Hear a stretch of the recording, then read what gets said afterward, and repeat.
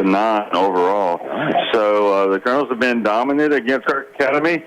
We know Kirk has a different team this year, especially from last year. Yeah. And I can remember being on the road at Kirk last year, and the Colonels won 41-10. Yeah. But new year, different teams, different players, and here come the Colonels. Colonels are running out on the field. They're ready to get this game started. And I think that Kirk Academy game actually is when they were wearing those pink jerseys for breast country awareness month. That was a little difficult, wasn't it? I think it was very difficult. We were calling that game, and we could not see the numbers because of the pink jerseys. That's right. Shout out to Kirk for, bringing awareness to cancer. Yeah. Not so much of a shout out for helping us out to call that game. Well, tonight the Kirk Academy is dressed in all white. They're coming out onto the field tonight. They're in white pants, white jerseys with white helmets. Your Colonels in their gray pants, those beautiful blue jerseys and blue helmets, is where we're getting ready to get this game started. They're lining the sidelines. Looks like we're going to be doing the national anthem here in just a minute. The crowd has broken the spirit line up, and they're headed back into the stands. And we're going to take a 2-minute break as we hear the national anthem. You are listening to Colonel Football on 96.9 Super Talk from the Delta. Are you looking for another choice for your prescription needs? Try any of your local Good Neighbor pharmacies and experience the difference your friends and neighbors are already enjoying. Your local Good Neighbor pharmacies serving the Delta with 5 convenient locations. City Drugstore, Hollandale, Cleveland Medical Arts, Cleveland, GMP Pharmacy, Belzona, Yazoo Drug Company, Yazoo City, Magic Mart Pharmacy, Indianola. Your Good Neighbor Pharmacy where you get same copay and better service. Experience the Good Neighbor difference. Bring your prescriptions in today. Your local Good Neighbor pharmacies serving the Delta with 5 convenient locations. For over 100 years, Planters Bank has been committed to offering full-service banking in Sunflower County. I'm Will McDowell, Vice President of Planters Bank in Indianola. From sponsoring a variety of community events to high school sports, we are proud supporters of all things Indianola. If you need a loan, checking account, or any other banking service, please visit us at either of our convenient locations in Indianola. Planters Bank, proud supporter of the Indianola Academy Colonels. Planters Bank, member FDIC, equal housing lender. Hey, Cooper, we've been talking about our Pabst Store Robertson floor service for a long time. Olivia, there is a reason the people in the Delta shop with our Pabst. You know it! We carry all type of floor, carpet, ceramic, wood, tile, and vinyl plank. We also sand, refinish hardwood concrete, and brick floors. For all your floors.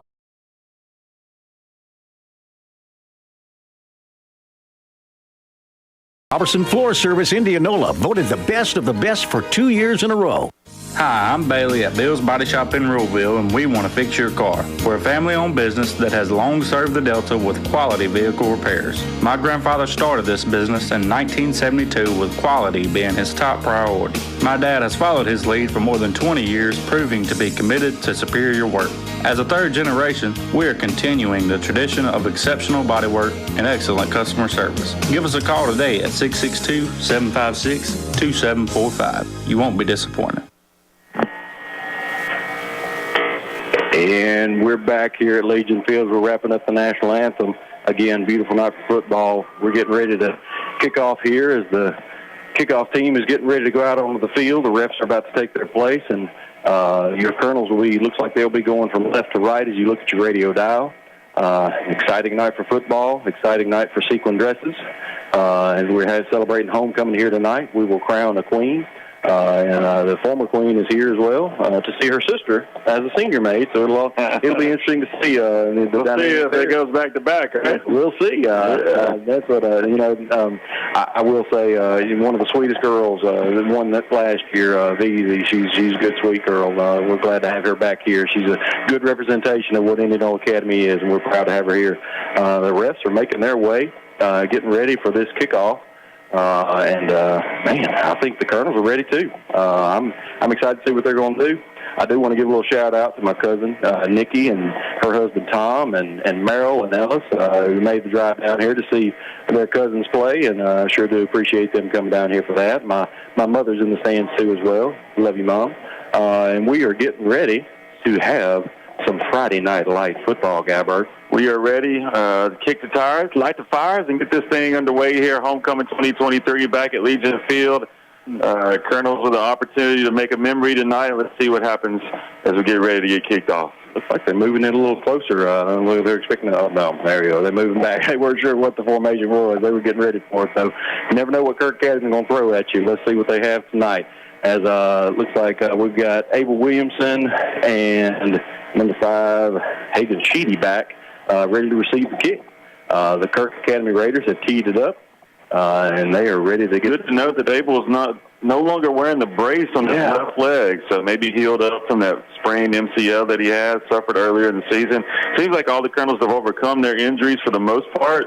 At this point in the year, is always banged up and bruised a little bit, but serious injuries, it seems like everybody's good to go. That's right. The kick is up in the air, and we're going to test Hagen Sheedy's ability to fumbles the football a little bit, picks back up, heads on down to the middle of the field looking for a hole, and he's going to bring it back up to about the 17-yard line, or excuse me, that's the 13-yard line, 14. He's going to be brought down there, and we're going to start our first drive at the 14-yard line. Yeah, strong kickoff by senior Logan James, and it's going to put the Colonels back deep in their own territory to start out this game tonight.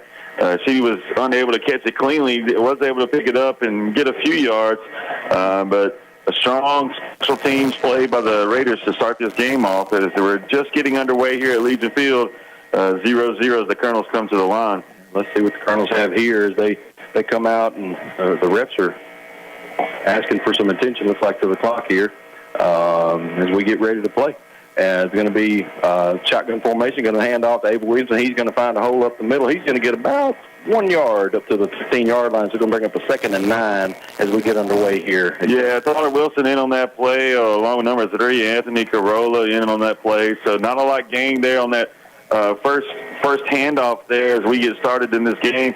Let's see if the Colonels can block this front 4 from Kirk. They tend to get pushes up the field, and they are very, very aggressive with their linebackers. And we look like going to go, again, that formation, 2 wide outs, and one in the backfield next to the Ponies. He's going to throw the hitch right out to Evan Burke, and he's going to turn upfield. He's going to get a few yards up to about the 22-yard line. Nice little gain there to set up a 3rd and short. Yeah, just a quick throw to the outside. Evan Burke with a solid catch. The proud dad moment of the week right there.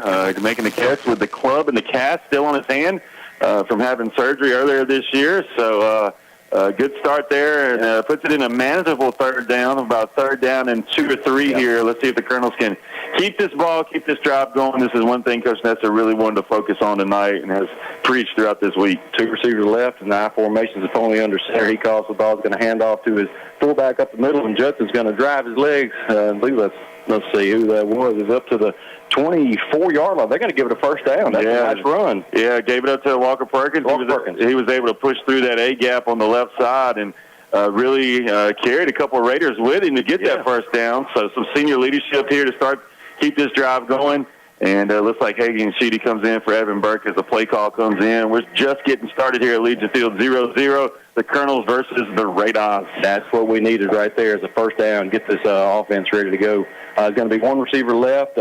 Sheedy in tight to the formation. Going to fake the jet sweep and go the other sweep to the other side. The jet sweep is going to go. Sheedy's going to get about 8 or 9 yards on that carry. That's a beautiful carry. Nice misdirection there up to about the 33-yard line. Yeah, fake handoff one way, bringing Sheedy around the other end to the left side. And he had a burst out there, and it was Logan Pratt, number 14, for the Raiders to bring him down. But still a good gain on 1st down. It's going to bring up 2nd down and probably about 4 or 5 here for the Colonels. So good start.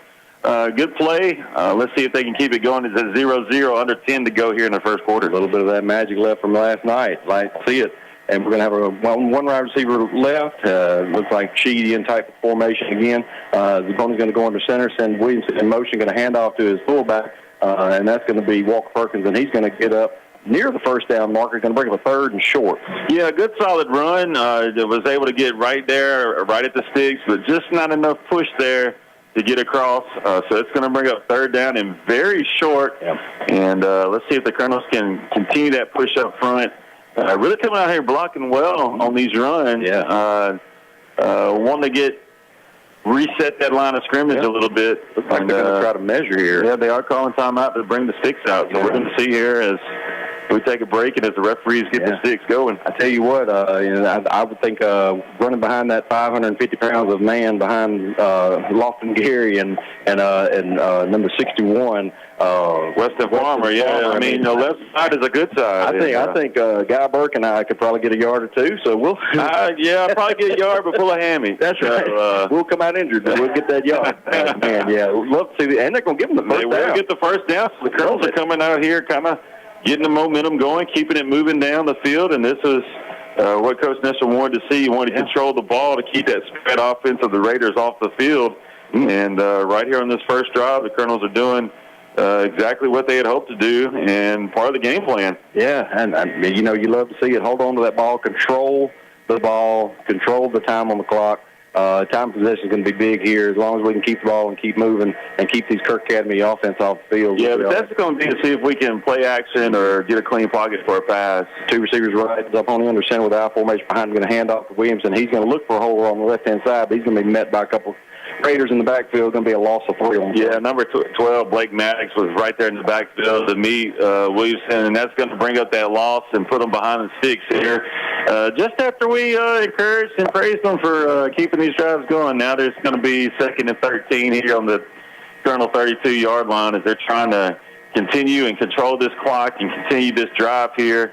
But it's just got a little more challenging against these Raiders. And like you say, you know, you don't have to get it all back here. You get a piece here and a piece in the next play if you can, and set a short 4th down and short if we need it. But we'll see where they're going to call here as we go. 1 receiver right, 1 receiver left. Walker is going to set up in the slot, and the pony's going to be in the shotgun formation, going to send Burke in motion, and he's going to call a timeout. While they take a timeout on the field, we're going to take it with them. You're listening to 96.9 Super Talk Mississippi for the Delta. Hi, folks. Brady Smith with Sunflower Lumber and Home Center here to tell you about our company. Since the 1940s, Sunflower Lumber has been in the same location with the same mission we have today. That's customer service and satisfaction to the fullest. Our dedicated, knowledgeable staff is here to work for you, whether adding on to the hunting camp, updating your kitchen or bath, spring cleaning around your property, or replacing your roof. We're your first stop for all your project needs. Stop by today at 204 Highway 82 in Indianola, or give us a call at 662-887-1511 and see what shopping local can do for you. That's Sunflower Lumber and Home Center, and go Colonels. Credit card fraud can be a nightmare. While you may not be held liable, especially for larger charges, that doesn't mean that being a victim of credit fraud is a walk in the park. But don't worry, Guarantee Bank has got your back. Our fraud team monitors your card 24/7. If our team suspects a suspicious transaction on any of your GBT debit or credit cards, we'll notify you by text, phone call, or email. Contact your local branch to update your information. Guarantee Bank and Trust, member FDIC. We're back at Legion Field. The Raiders and Colonels not at 0 with 8 minutes play in the first quarter. As the pony's going to snap in the shotgun formation, going to look for Perkins out in the out route, and he's going to hit him, get up to about the 39-yard line, going to set up about a 3rd and 6 as we go under 8 minutes play. Guyberg, good call. Yeah, they brought, out of the timeout, they brought Burke in motion down there, and then out of that, Walker Perkins comes out to the flat, and a good throw by Zapponi, right on time, led him just perfectly, and he was brought down by Anthony Carollo on that play. So he took Corolla for a ride, I guess you might say. Hey, we out here. All right. 0-0, 7:27 left in the first. That's right. That was a tough catch to make. I'm glad he made the catch before he turned upfield and got the positive yards on that play that the Cardinals have on 3rd down. Another misdirection play going to bring Sheedy around the left-hand side. And unfortunately, he's met there for a loss. It's going to set up about a 4th and 9 from the 36-yard line. Yeah, Blake Maddox is taking care of that far side over there. He had help from number 7, Gunnar Vance, on that same misdirection play, but they got a good gain out. And so it brings up 4th and long here for the Colonels. So Abel Williamson is going back to punt. This is one area you want to flip the field. You want to put them, kind of on their end. And so we need a good, clean snap and a good punt here. And let's see what the Colonels can do. 6:45 left to go in the first, 0-0. Looks like Noah Jackson back to receive, and Edward Williams is going to set up for the punt. It's going to be a high kick. Looks like it's going to bounce down around the 46-yard line, take a Raider bounce up to midfield, and that's where they'll start at the 50-yard line with 6:33 left to go. If you want to see one thing, there's been some positive yards on offense, which you like to see. The Colonels actually getting a few positive yards, something to build on there, and also eating up about half the quarter. Let's see what the defense has here. Defense can hold. I like our odds coming out in the end of this game. Yeah, it gives them a good starting field position here at midfield, and so the Raiders have been known this year to put up a lot of points. So starting with half the field, it's going to put the Colonels in a bind. But they play this defense, and they haven't broken down a lot on defense this year, and so let's see how they handle this situation as there's a timeout on the field, it looks like. We'll see. It looks like they're calling a water break. Some refs do, some refs don't. Yeah, you never know. It's like a box of chocolates. You never know what you're going to get. You never know what you're going to get. Well, it is important to keep these boys hydrated. I know we saw that the first week against North Delta. We came out cramping. So, I wonder if they got off down there to spray against those gnats. I know them gnats have been crazy this year. I don't know what that's about, but I think the gnats moved to football. They had to put it back down there.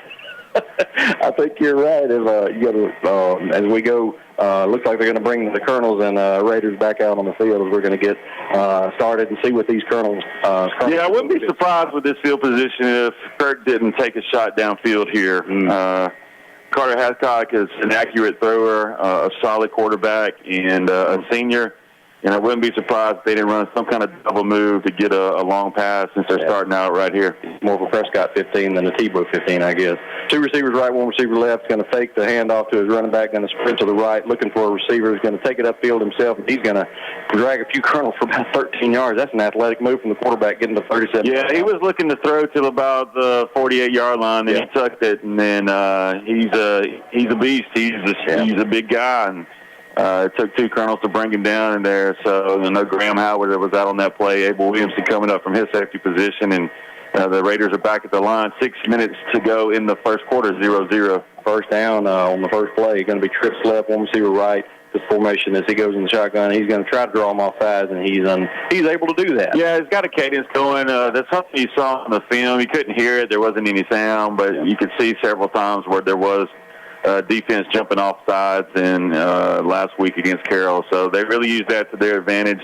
So it gets them a 1st and 5 situation here as they're already into the Colonel territory about the 30-yard line. Yeah, around 32-yard line, about 6:08 to go, and it is going to be a 1st and 5 with trips left, 1 receiver right, shotgun formation, running back to his right. It's going to be a slap over the head, but he's going to be able to corral it, and he's going to tuck it, and he's going to run it. He's going to get it down to about 26-yard. It looked like they had him stop short, but he was able to lunge forward and get that first down. Yeah, Bryson Stevens, Gage Berry in on that play. You thought you might have had something there with the high snap, but like we said, Hadcock is really strong, and he's able to corral that really quickly, and he's always falling forward. He's always, getting extra yardage, and then we got enough yards for a first down, so that moves the sticks here. Yeah, we look at trips right, and again, Hadcock in the shotgun formation. Got Noah Jackson running back to his left. He's going to cough with the snap. He's going to try to draw him off sides again, and Colonels aren't falling for it this time. Looks like they've learned the lesson. Thank goodness. Here we go. Let's see what they have here as the Colonels are looking to pin their ears back, come get the quarterback here. It's not, again, high snap over his head. It bounces, but right back to him. And but he's not going to get any yards on that play as a host of Colonels in the backfield. Yeah, the ball went over his head a little bit. He was still able to get a hand on it to stop it going any further. And then Weston Farmer, along with Perkins and Lofton Gary, were right there. And so that puts them behind the sticks as they've been moving the ball here. It's going to bring up a 2nd down 13 as we get under 5 minutes to go in the first. Still 0-0 here at Legion Field. Yeah, 2nd and 13 from the 29-yard line. This is a good opportunity for the Colonels here to try to make a stop as they go trips right. Again, shotgun formation, going to hand off to his running back, Jackson. He's going to try it around the right-hand side. And the Colonels have met Lofton Gary there to make the tackle. And it's going to set up about a 3rd and 10 or 11 here. That's a big stop for the Colonels right here. Yeah, Noah Jackson is really quick and wants to get to the outside, and the Colonels were able to hold their position, set the edge, and Bryce Haas was in on that tackle as well. So it's going to take sound tackling, but it's going to take a group effort to tackle these guys because they are really fast out of the backfield. And with the rough play and physical play of number 15, Carter Hadcock, it's going to be a long night otherwise. Spread formation, shotgun formation for Hadcock with Jackson to his left. As he's looking over the defense, looking over the sideline, seeing if this play change, and the receiver's going to come in a little bit in motion, and we're going to look like bring pressure, and the quarterback looking back and steps up in the pocket, throws the slant route to his receiver, number 14, and that is Logan Pratt. Is he going to bring it down to about the 2-yard line? Yeah, Logan Pratt was the one that went in motion there, and he came underneath a different route. He came across the middle wide open. E.J. Hall was right there on his heels and was able to keep him out of the end zone, but it brings up a 1st down and goal for the Raiders here, 3:48 left in the first, 0-0 as Kirk is waiting to get their call and get set up and go to the line. Knocking on the door.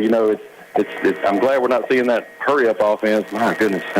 We'll see what they have here as they go 2 receivers right, get burst formation. Going to be snap up to the quarterback, Hascock. He's going to hand off to is running back Jackson, and he's going to go into the end zone, and that's going to put Kirk up 6-0 as we go to 3 minutes and 30 seconds left in the first quarter. Yeah, they put Blake Maddox there right behind the line, and he was able to get a block along with their line pushing the Colonels back, and Noah Jackson was able to take a quick handoff to the left and get right into the end zone for the first score of the night.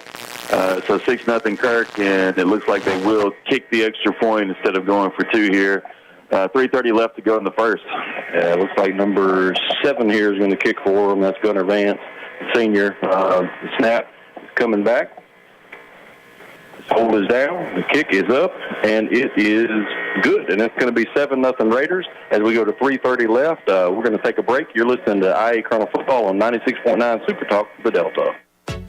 Playing defense doesn't have to be something you do with your bank. On the Community Bank team, our strategy is simple. We're here to cheer you on through every financial play call and every savings celebration. With over 100 years of knowledge and experience, our playbook knows when to run a blitz, call an audible, or throw a monetary Hail Mary. No matter what banking services you need, Community Bank is ready to coach you through it. Community Bank, committed to our community. Member FDIC.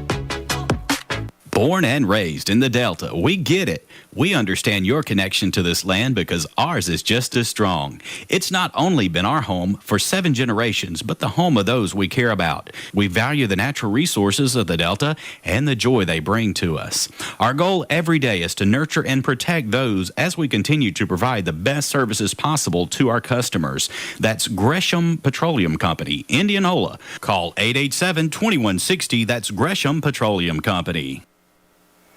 And we're back here at Legion Field. Kirk Academy Raiders are leading your IA Colonels 7-0 with 3:30 left in the first quarter. You're listening to Dean and the Rev, Guy Burke, and Jay Geary calling IA Colonel football tonight. You got to be impressed with the first drive of both teams. Unfortunately, theirs is the only one that ended up in points. Let's see what the Colonels can do here. Maybe they can build that momentum from the last start of the drive they had, as we have Williamson and Sheedy back to receive the kick. And it's going to be a low kick. It's going to be fielded about the 15-yard line. Sheedy's going to look for some running room up the middle, and he's going to be met by the back of E.J. Hall and a couple of Kirk Academy Raiders. He ran right into his partner. I'm not quite sure what happened there, but Kirk was able to get out there in better field position to start here. That quick kick wasn't quite as high, and the coverage wasn't able to get down there as soon as they were last time. So a decent run back, just kind of use your blocks a little bit there instead of running into your guy. That's right. The Colonels are going to, and he runs full head of steam. Yeah, there is no, there's no first, second gear. It's all fourth gear, straight to fourth gear. The Colonels come out. They're going to go in a spread formation. Zapponi in the shotgun formation. Perkins off to his right. He's going to call for the ball. Take the handoff to Williamson. He's going to get up the field for about 4 yards on play. Wheels on Lawson's Zapponi right there. Yeah, just a good play. It's something the Colonels have run a couple of different times over the last few weeks, and you always seem to get 5 yards out of it, you know. So you do want to protect the ball as you take it out. You know, that's the danger in that. When you don't run the spread a lot and you're looking to pull the ball, sometimes there can be miscommunication. Yeah. But it was clean there and got another 5 yards there. Brings up, or 4 yards, brings up second down and 6 for the Colonels here. 7-0 Raiders as we wind down the first quarter with 2:45 left to go. The Colonels are going to go trips left. Zapponi in the shotgun formation. Walker Perkins to his right. He's going to call for Evan Burke to come in motion to the left-hand side of the offense here. And he's going to look. He's looking for that in route from E.J. Hall, and he's going to make the catch about the 32-yard line. He's going to make a man miss and get up to nearly the first down marker. He's going to be about a yard short, but let's see what that penalty marker was going to be for him. Yeah, it was a good pass there. Great catch by E.J. He kind of reversed and went back to the outside, so thankfully he was able to get close to the first down. It looked like if he'd have kept coming across the middle of the field, he may have gotten a first down. Yeah. But nonetheless, that's another completion for Zapponi tonight.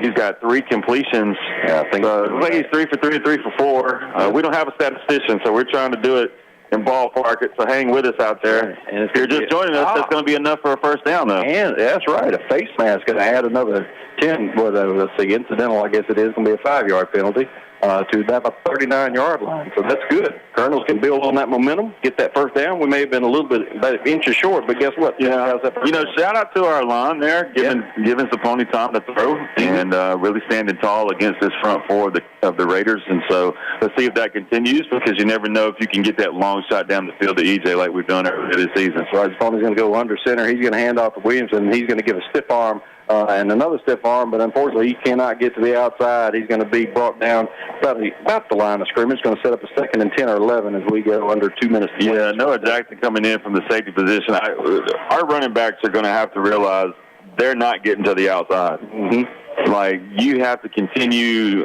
with your blocks up the middle. You can't just break off the play and think you're going to get to the outside, because you got not only Noah Jackson, but you got Gunnar Vance back there. Yeah. And they're just faster than most of our guys. So, and they're aggressive, and so that may be what you're used to, but tonight it's going to have to look different if you're going to move the ball down the field. He's only going to go back under center with 2 receivers left, and he's going to take the handoff and roll out to his left, and he's looking for Burke, and he's going to toss it that way, and it's going to be just over his head. He was on the coverage there, so it's probably a good throw to see if Burke could get up to it, and unfortunately a little too high for him. Yeah, just a little too high. Kind of could have probably taken another half step and settled into that throw, but you got to put that throw where only your guy has a chance, and that's what Saponi did. Yeah. Burke wasn't able to jump up there and get a hand on it, but still what you like to see, keeping the defense off balance. They expect you to be run dominant. Now you're coming out here and having some success throwing the ball. So another good job by the Colonels, even though it wasn't a completion. I will say, yes, this line is giving Saponi time, and that's something that he hadn't had a lot of lately. And kudos to them as we go in the shotgun formation. He's going to be looking, and unfortunately there is going to be number 4, Tyler Wilson's going to come in the backfield and sack Saponi, and it's going to set up a 4th and long. Colonel's going to be punting.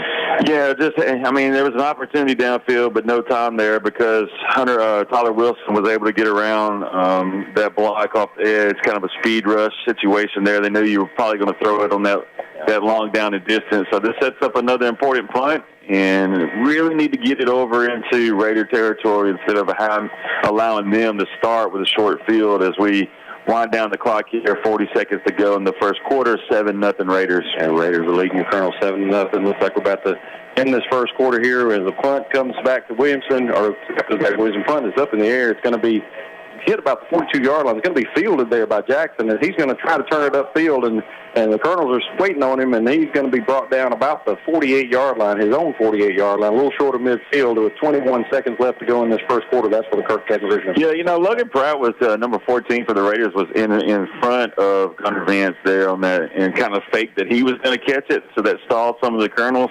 And then Vance was able to get upfield, but good job by the Colonels. E.J. Hall setting that edge on the backside to push him up the field where other Colonels could come in, and it was about 3 in on that play to keep him from getting to midfield. But still good starting field position for the Raiders. So the Colonels are really going to have to, they're really going to have to get some pressure up front in order to slow this Raider offense down. Yeah, and they've done a good job. They set up a few third downs and long, and unfortunately the Kirk Academy Raiders have been able to get out of those jams as they come and set up with 21 seconds left in this first quarter. They're going to have 1 receiver right, 1 receiver left, and the 12 is going to go into motion, and it's going to be quarterback in the shotgun formation, running back to his back on his left hip. He's going to hand off up the middle to Jackson. He's going to run it upfield, and he's going to be stopped right at the first down marker, going to be at the 40, looks like 3-yard line. It looks like it may mark him a little short as we wind down the end of this first quarter. It is going to be a 2nd and 1 as we're going to get out of this first quarter 7-0. Yeah, senior Bryson Stevens along with Walker Perkins in on that stop as we wind down the first quarter. Yeah, first quarter comes to an end. Kirk Academy is leading your Indianola Academy Colonels 7-0. You're listening to the Dean and the Rev on 96.9 Super Talk for the Delta. Car buying is different now than ever before. But one thing that will never change is our commitment to excellent service at Canton Motors of Mississippi. As the largest family-owned dealer in Mississippi, we're proud to serve you for all your automotive needs. Whether you're buying a new Chevrolet Silverado or a certified pre-owned vehicle, we got you back. Come see us at Canton Chevrolet of Greenwood today. And remember, when the smoke clears, nobody beats a Canton deal. Nobody. Chevrolet, find new roads.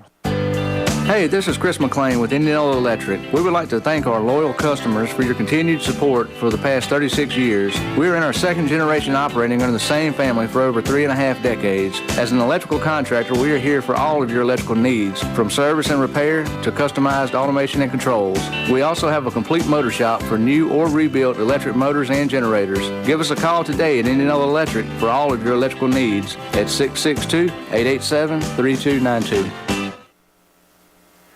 Welcome back, Colonel fans, to Legion Field as Kirk Academy is leading your Indianola Academy Colonel 7-0 as we start this second quarter. The Dean and the Rev here calling your IA Colonel football as we start the second quarter. Kirk Academy is going to be moving from left to right now as you look at the radio dial. They're going to be in the shotgun formation.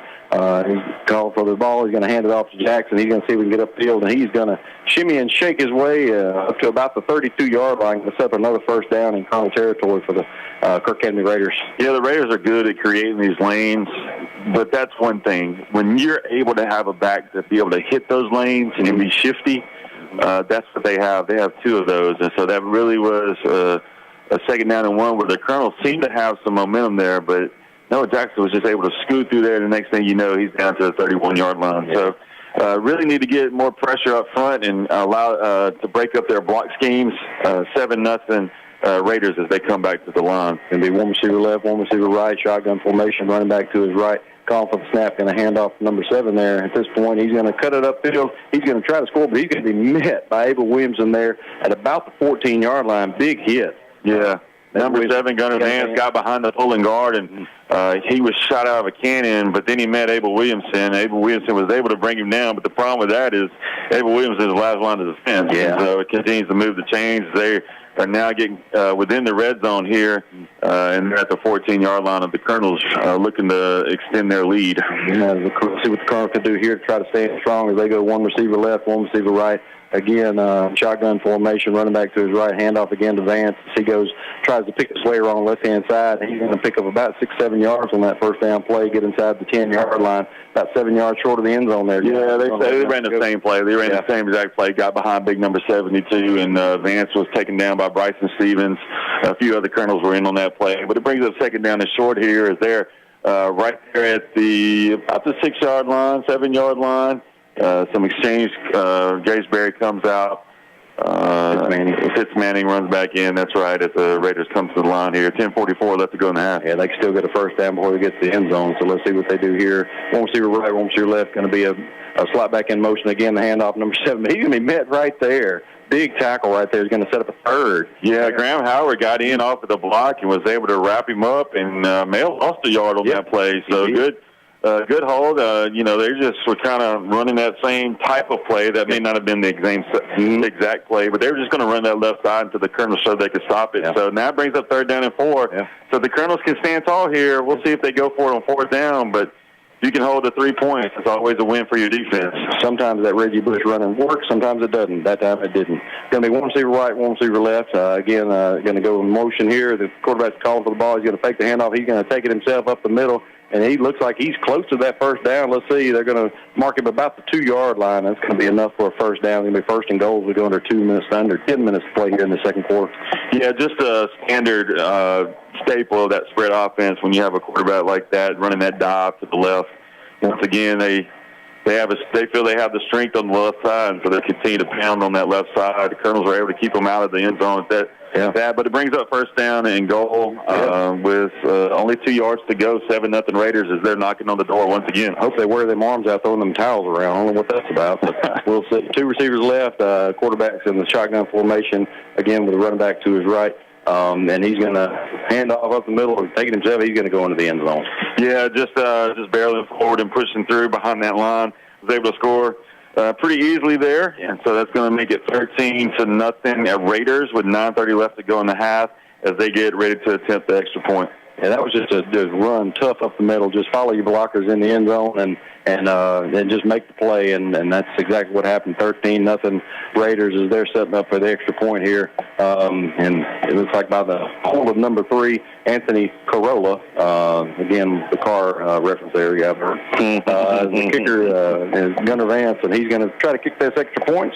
And it's down. Kick is up, and it's no good. Push it to the right. 13-0 with 9.5 9.5 to go. We're going to take a timeout as you're listening to IA Colonel Football on 96.9 Super Talk for Delta. Delta South Motors of Indianola. Located at 400 Highway 82, Delta South is your new home for quality pre-owned cars, trucks, and SUVs. With affordable pricing and available financing, sales manager Tommy Cook invites everyone to visit him and the friendly staff at their new location in Indianola. Tommy, formerly of Cosman's, has over 15 years experience in sales and service of automobiles in the Mississippi and Arkansas Delta. Remember, Delta South Motors Indianola, your Delta dealer with the better deal. Need a little good news in your life? Well, here's the deal. State Farm has new lower car insurance rates in Mississippi, so you can now get the service and convenience of State Farm agent Andy Daniels at an even better price. That's right, State Farm can help you save even more cash and get the good neighbor service you deserve. It's the real deal for car insurance. State Farm agent Andy Daniels is ready to help you save in Indianola. Call Andy today at 662-887-1578. Like a good neighbor, State Farm is there. And we're back here at Legion Field as the Dean and the Rev here calling your IA Colonel Football on 96.9 Super Talk for the Delta with 9.5 to go in the second quarter. Kirk Academy has just gone up 13-0 on the Colonels. They scored the touchdown and they will convert the extra point. So here we sit 13-0 with 9.5 to go. The Gunner Vance is going to be sliding up for the kickoff of the Raiders. He's going to be kicking left to right as you look at your radio dial. The Colonels are set with Hagan Sheedy and Abel Williamson in the backfield ready to receive the kick. Kicks up, and it's going to be fielded again by Sheedy. It was going to be his third catch and run. He's going to start from the 12 and get back to about the 25-yard line. Good starting position for the field for the Colonel in consideration of where he caught it. Yeah, Gage Vance was in there, the sophomore, to trip him up. Yeah.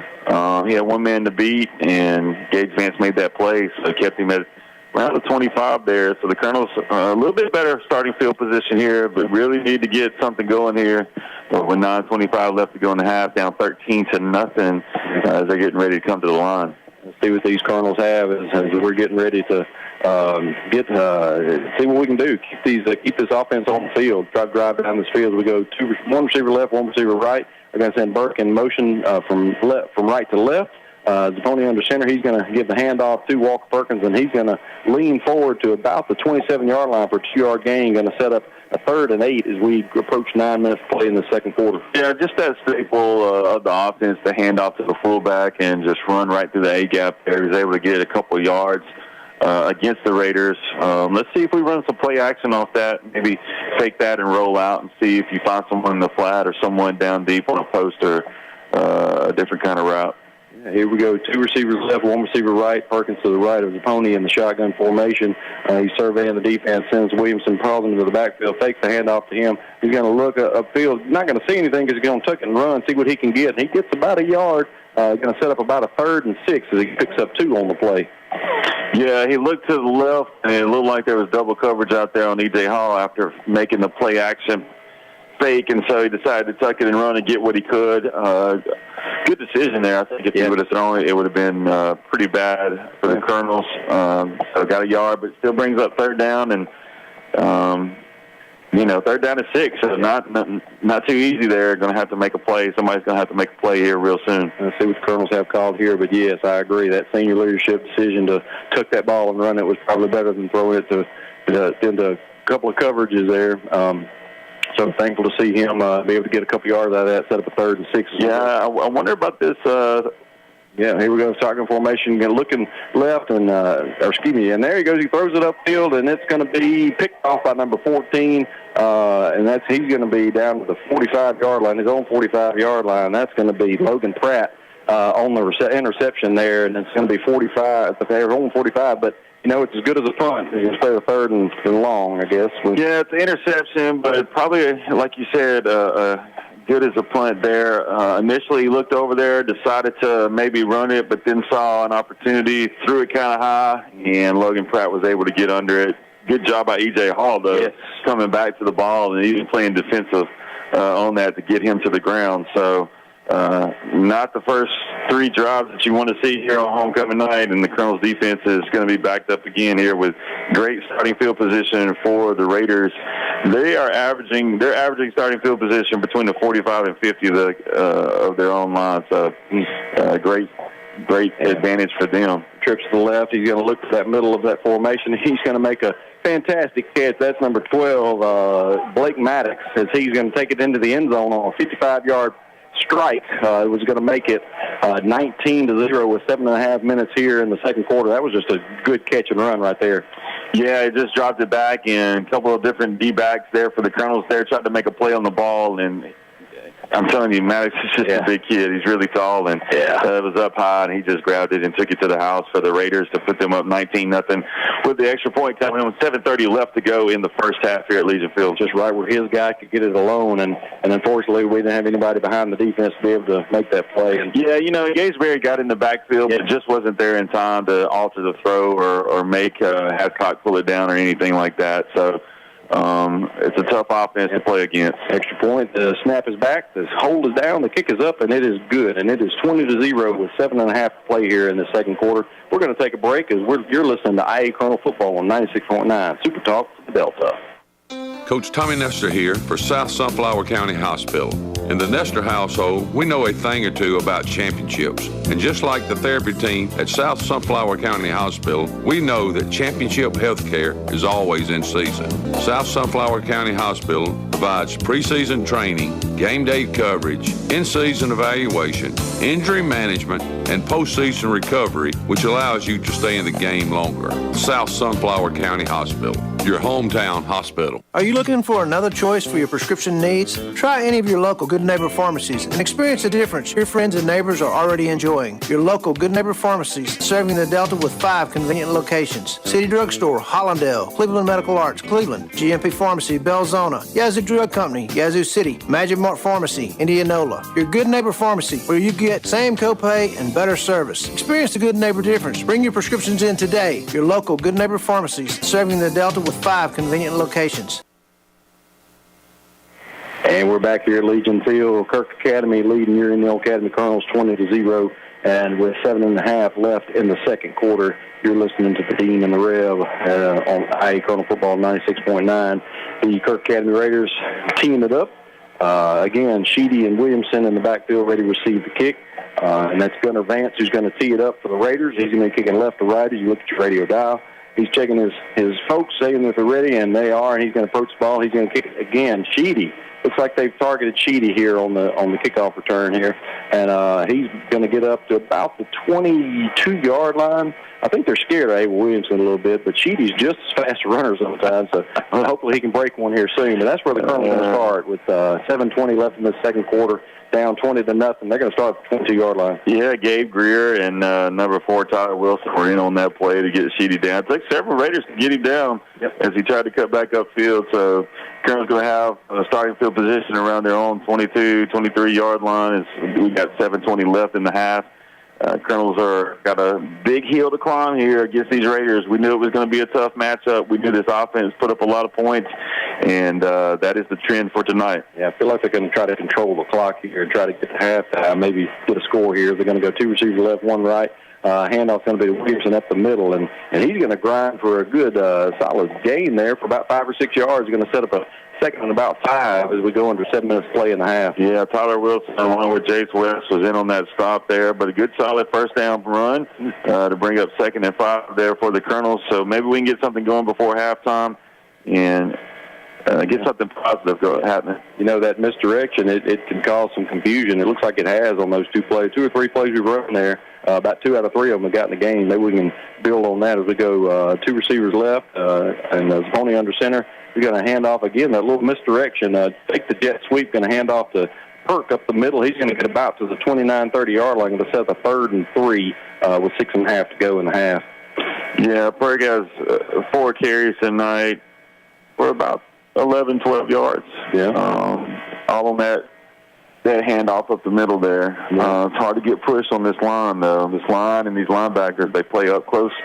They're aggressive, and so it's hard to get that push that you need to see success with that fullback player. There's going to be a timeout down on the field. Calling a water break here. We're going to take it with them. You're listening to IA Colonel Football on 96.9 Talk the Delta. Hey, Cooper, you know we've been talking about our Pabst Door Robertson floor service for a long time. Olivia, you know there is a reason the people in the Delta shop with our Pabst. You know it! We carry all type of floor, carpet, ceramic, wood, tile, and vinyl plank. We also sand, refinish hardwood concrete, and brick floors. For all your flooring needs, come see us at Robertson Floor Service. And get a free Coke. And by the way, the estimates are free. Robertson Floor Service Indianola, voted the best of the best for 2 years in a row. For over 100 years, Planters Bank has been committed to offering full-service banking in Sunflower County. I'm Will McDowell, Vice President of Planters Bank in Indianola. From sponsoring a variety of community events to high school sports, we are proud supporters of all things Indianola. If you need a loan, checking account, or any other banking service, please visit us at either of our convenient locations in Indianola. Planters Bank, proud supporter of the Indianola Academy Colonels. Planters Bank, member FDIC, equal housing lender. And we're back at Legion Field with 6:15 left in the second quarter. Kirk Academy is leading your Colonels 20-0. You're listening to Rev and Dean on 96.9 as the Colonel's going to hurry up to the line. One receiver right, an offset eye in the backfield. His pony under center. They're going to hand off to Williamson. He's going to look for a hole along the left-hand side. He's going to get about to the 31-yard line, going to be about 2 yards short of the first down. Going to set up a 4th and 2 as we go under 6 minutes to play at the half. What do you think, Mr. Cross, here? Yeah, I think you got to punt it. Looks like he's trying to keep the offense on the field. Let's see. That's a big call. I would think this would be to draw them off sides. These guys can tackle, man. Yeah. You know, they're sound in what they do. They're good athletes. So let's see if it's to draw them off sides here. Again, they're going to hurry up to the line. The opponent's going to go under center, and he's going to look for a hole in the middle of the field, and he's going to looks like he's close. You got to look on the far side. It looks like they're going to give it to him. And first down. Yeah, it's going to be first down, Colonel. Man, so big time call there. Well, I'm up in the booth. You know, 18 seasons, Coach Nestor. Yeah. Can get the job done. So going to move them chains. 5:30 left to go in the first half. Yeah. Colonels are facing a tall task here tonight against these Raiders. They're down 20-0 here. It looks like the ref blew the play dead because he thought Weston Farmer was injured, and Weston gets up and he's ready to go back to the line, and ref says no, you got to be sub for. So I don't know. He's going to come out one play and go back in. I know the senior was ready to go back out there. We're glad to have Weston back out there. He had that shoulder injury and pretty significant shoulder injury, so it's good that he's back out there. I think he could lock both his arms off. He'd still want to be on that field. You're right about that. There we go. As the Colonel's going to set up with a first down with 5 minutes to go. He's going to throw that fade route up to EJ. Let's see the jump ball, and unfortunately it's going to be caught by number 14. Again, that's Logan Pratt as he's going to go to the right-hand side. He's going to be knocked out about the 32-yard line by Fitz Manning, the one who replaced Weston Farmer on that. And Kirk Academy with 5 minutes to go is going to try to put another score on the board. They got 32-yard line with 5 minutes to go, up 20-0. Yeah, Logan Pratt with a second interception of the night here on that long throw. You know, and that's just a 50-50 ball. You've got a lot of times you have a mismatch for the Colonels out on that side, but not tonight. Logan Pratt is probably about the same size as E.J. Hall, and is right there to make a play on the ball both times. Yeah. And so sets the Raiders up with another opportunity to score here as they begin on the Colonels' 31-yard line. Sure, I'm glad you talked to the radio folks, getting number 14's number. We've heard his name a few times tonight. As we go trips left, one receiver right, Hadcock in the backfield. Surveying the defense with a running back to his right, going to snap the ball, and looks like nobody's ready to go. He's going to be at the backfield by Weston Farmer. Yeah, complete miscommunication there by the Raiders. They snapped the ball. Others didn't go. Senior Carter Hadcock is letting his team know that that's not acceptable. Lost some yardage on that play, so it brings up second down and long there for the Raiders on the far side hash.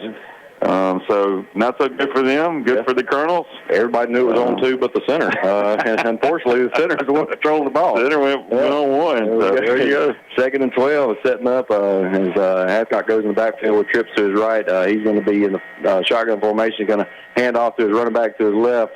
He's going to slip out of the tackle. He's going to find some running room along the left-hand side. He's going to go down to about the 21-yard line. Going to be another first down as we approach 4 minutes to play in this first half.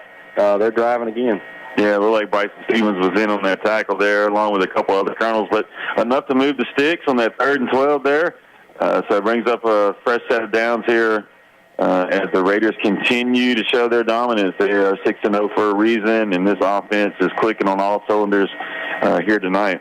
Yeah, 4 minutes to go as we wind down the second quarter here, getting to halftime to our homecoming festivities. Kirk Academy is going to go 2 receivers left, 1 receiver right. Again, in the backfield is going to pull. Looks like the running back was trying to run to the right, and Hadcock said, no, I see more up the middle, and he sure did. He got 7 yards on that play. Going to set up a 2nd and 3 from. Yeah, Hadcock just faked it to the running back and then got behind his lineman to push about 7-8 yards up the field there to bring up 2nd down and short. They are in the red zone for the 4th time tonight. And 3:30 left to go in the first. Colonels are down 20-0. They gave him 6 on the play. You're going to set up a 2nd and 4 from the 14. We go under 3.5 to play. 2 receivers left, 1 receiver right.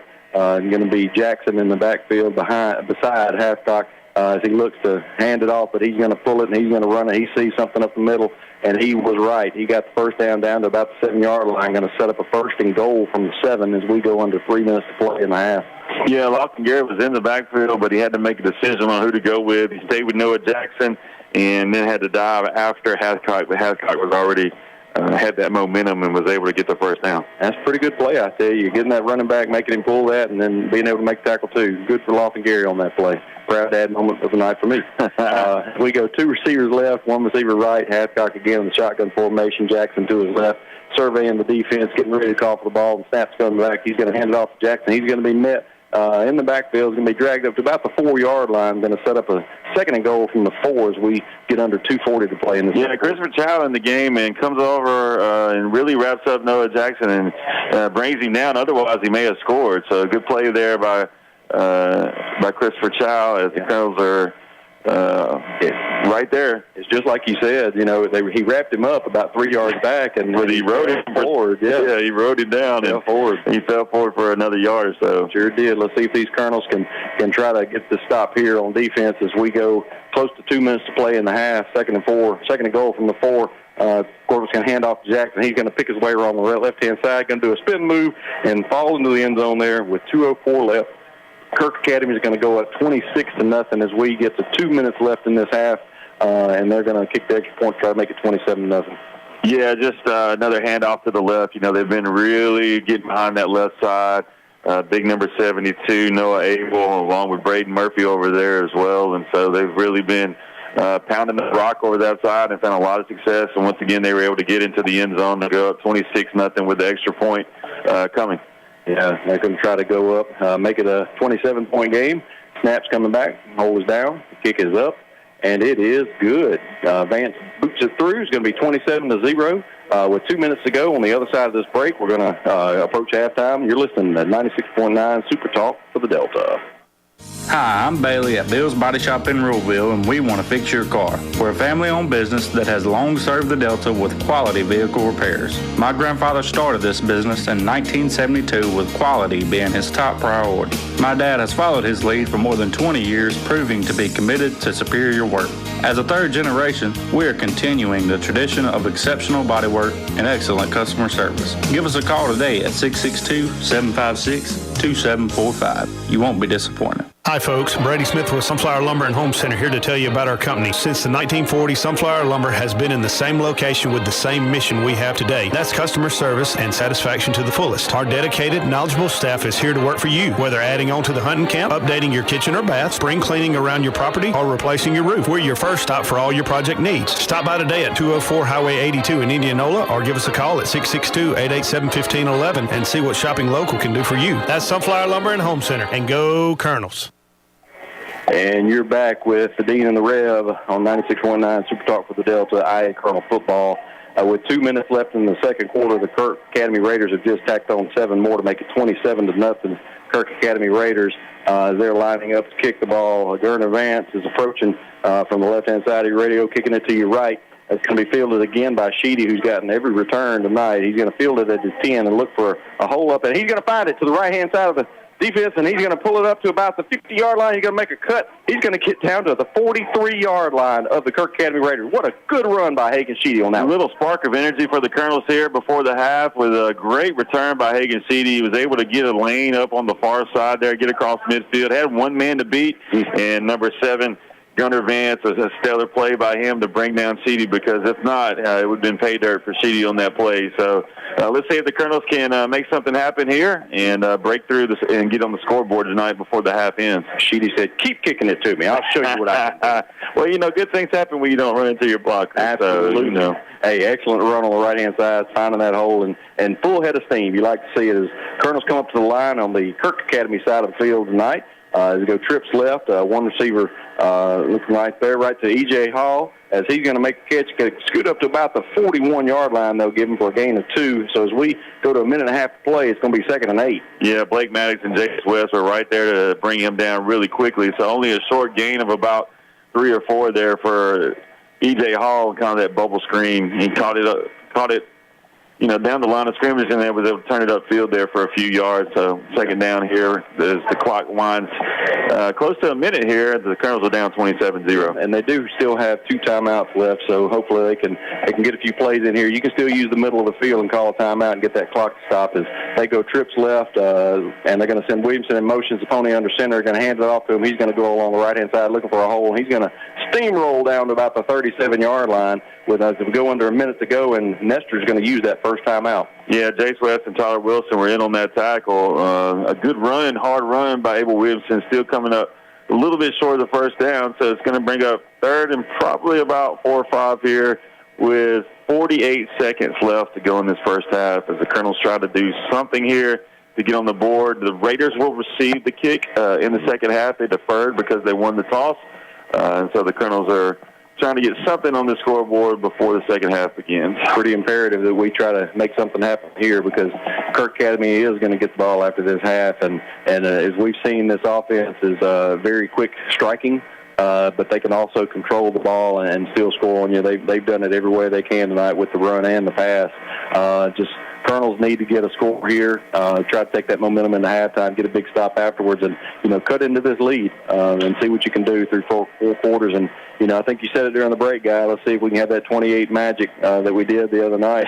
Yeah, let's see if that magic carries over from the junior high game last night as the Lieutenant Colonels came from way behind, 20 points down, scored 26 unanswered to become district champs last night. That's right, big time, and they play here again next Thursday night. Invite you to come out and see these magical guys play some football. We go trips left, and the shotgun formation. The pony going to have Perkins to his right, and it's going to be a quarterback draw all the way to try to get that first down, but he gets down to about the 36-yard line. Going to set up a 4th and 2 or 3 as we go under 45 seconds to play in this game. Number 55, Ryan Wade, was in on that tackle. He didn't go for the fake, and he was able to bring him down really quickly. Colonels hurry up to the line, trips left again, looking for that fade route, and then E.J. Hall turned around looking for it, and thank goodness. But unfortunately, still going to be a turnover on downs.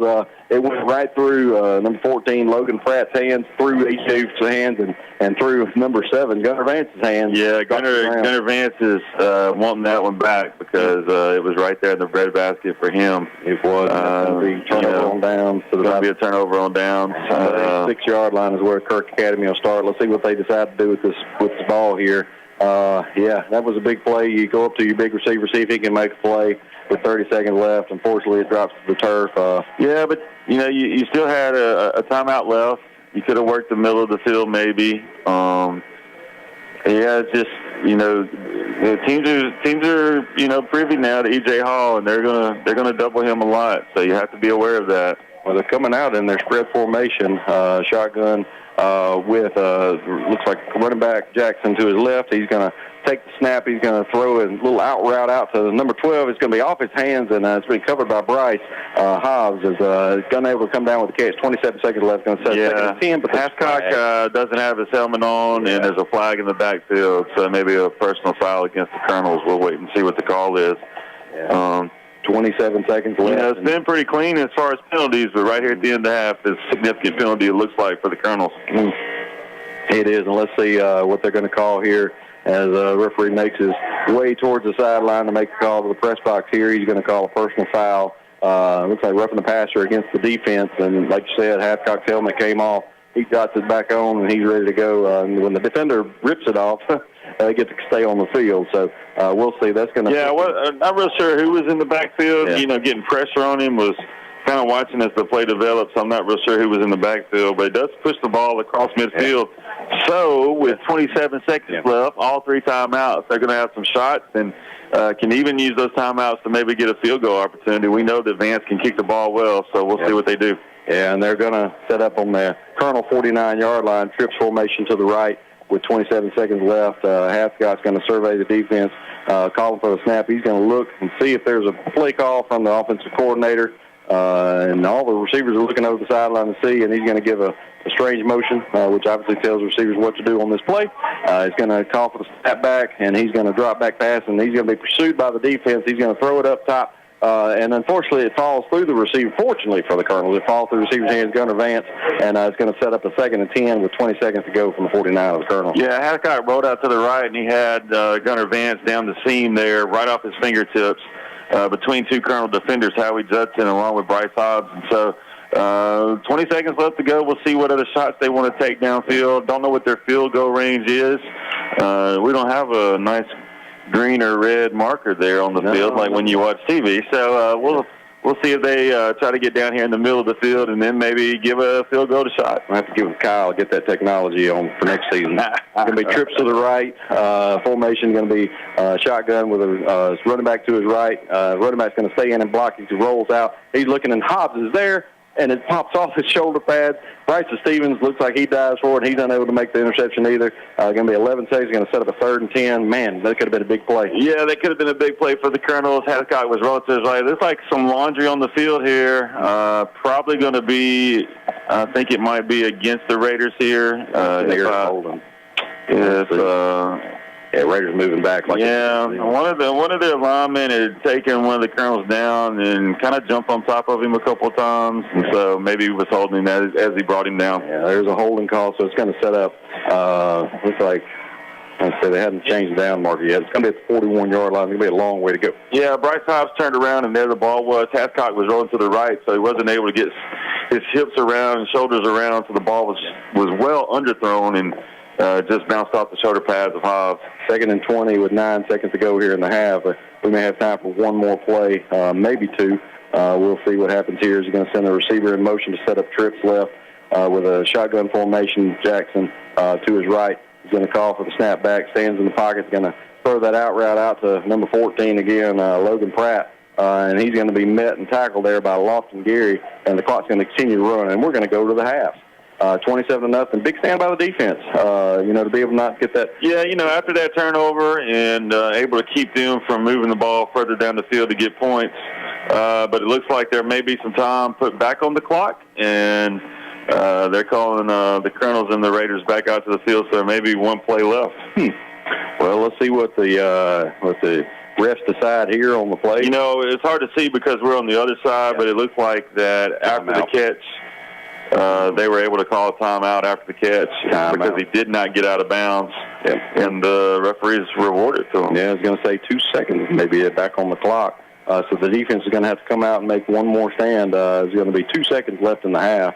A little confusion here. Everybody was running to the half times. Gary tackled him, and it looked like he kind of landed on top of Gary, and then they blew the whistle, and then there was a timeout called by the Raiders. Yeah. Well, the ref was running the clock, with his hands, which leads you to believe that there was some time left on the clock. It may have been. We'll have to go back to the instant replay on the Jumbotron. Where is that Jumbotron? Oh, that's right. Yeah, any donors out there want to bring a Jumbotron to Legion Field, let us know. Man, 2 seconds. Let's put it back on the clock here. 27-0. If you're just tuning in, the Colonels have been facing an offense that is clicking on all cylinders as a 6-0 Raider team shows us what they're about and why they are undefeated. That's right. The defense is going to be back out there. It looks like they're going to be in prevent, just hoping that they don't get a long pass down the field. And you're going to put your hands, EJ and Abel Williamson and all them folks back there that can make a catch as they go trips right.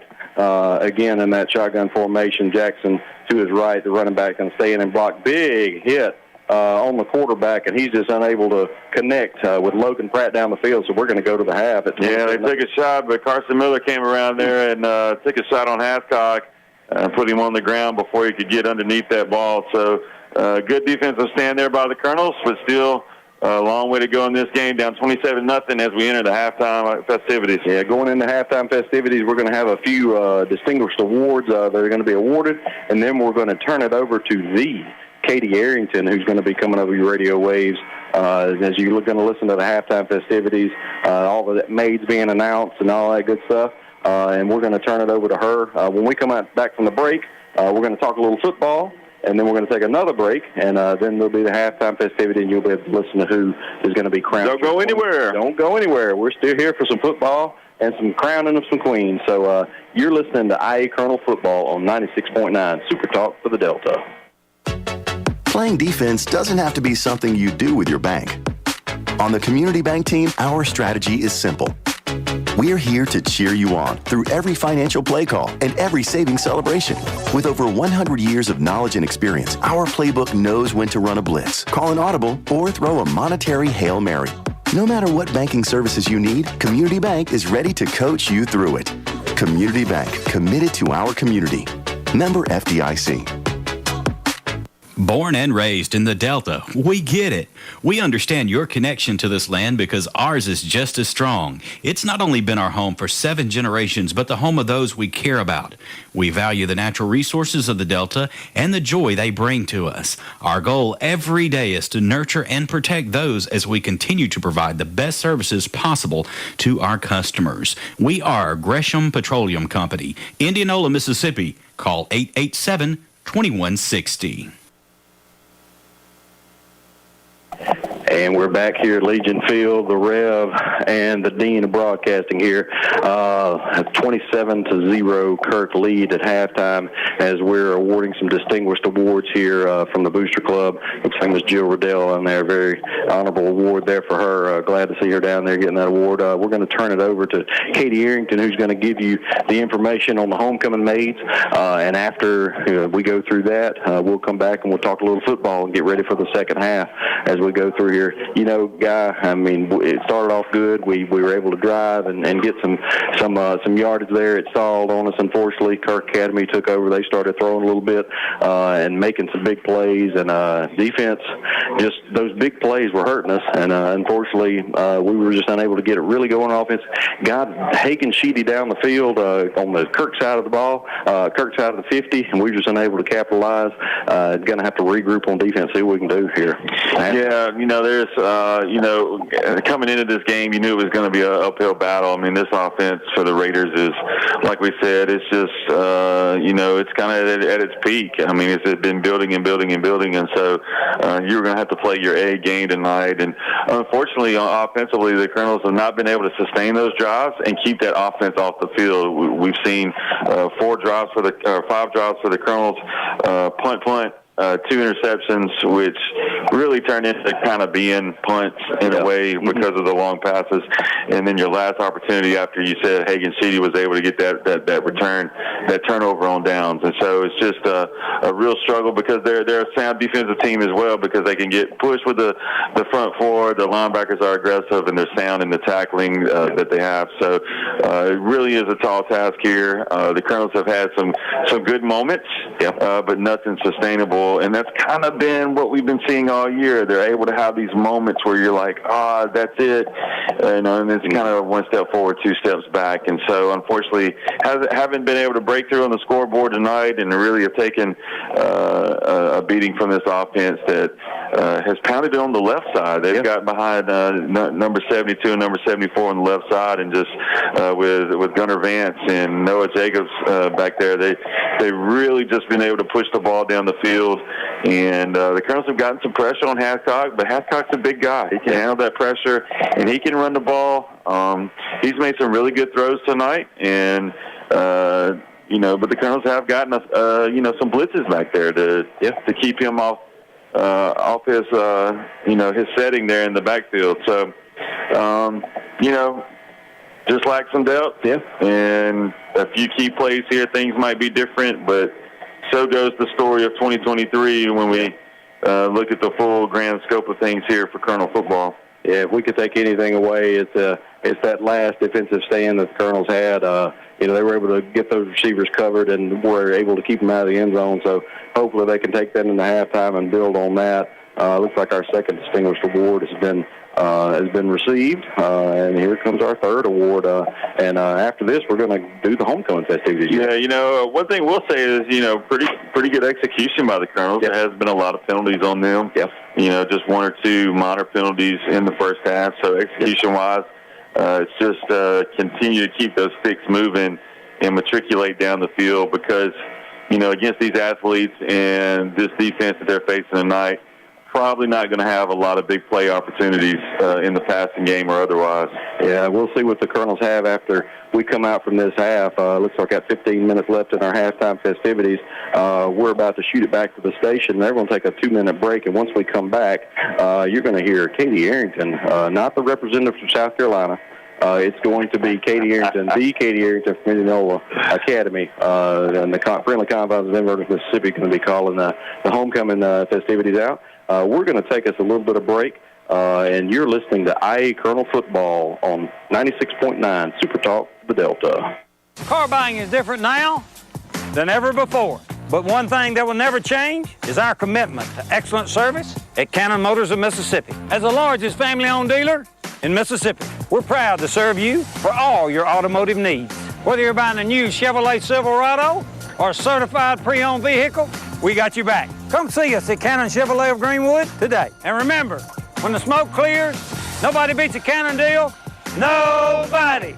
Chevrolet, find new roads. Guarantee Bank and Trust loves bringing you the latest and greatest in technology. Meet the interactive teller machine. It has all the functions of an ATM plus access to a Guarantee Bank teller through video chat. ITM live teller hours are currently 7 a.m. to 7 p.m. Monday through Friday, and on Saturdays 9 a.m. till 12 noon. The ITM functions as an ATM outside the live teller hours. Get the community bank experience with Guarantee Bank and Trust. Even with continued growth and new technology, we're committed to our customers and our local communities. Member FDIC and equal housing lender.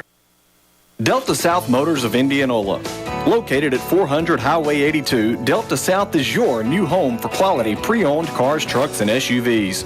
With affordable pricing and available financing, sales manager Tommy Cook invites everyone to visit him and the friendly staff at their new location in Indianola. Tommy, formerly of Cosmans, has over 15 years experience in sales and service of automobiles in the Mississippi and Arkansas Delta. Remember, Delta South Motors Indianola, your Delta dealer with the better deal. Hey, this is Chris McLean with Indianola Electric. We would like to thank our loyal customers for your continued support for the past 36 years. We are in our second generation operating under the same family for over 3.5 decades. As an electrical contractor, we are here for all of your electrical needs, from service and repair to customized automation and controls. We also have a complete motor shop for new or rebuilt electric motors and generators. Give us a call today at Indianola Electric for all of your electrical needs at 662-887-3292. Our first sophomore maid is Hazy Ruth Donahue. Hazy Ruth is the daughter of Ms. Melody Donahue and Mr. Kerry Donahue, both of Inverness. She attends the Baptist Church of Inverness. Hazy Ruth is escorted by her father, Mr. Kerry Donahue.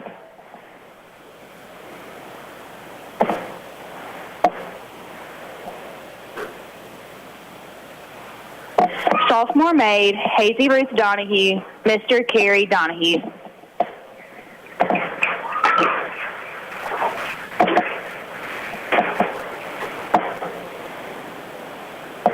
The next sophomore maid is Isabella Grace Morgan.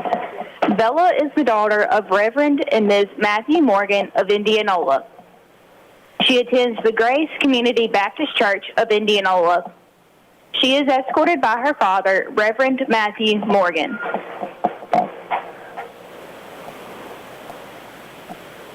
Sophomore maid, Bella Morgan, Reverend Matthew Morgan.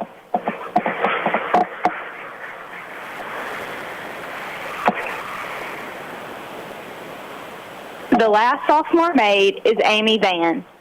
Amy is the daughter of Mr. and Ms. Chris Van of Indianola.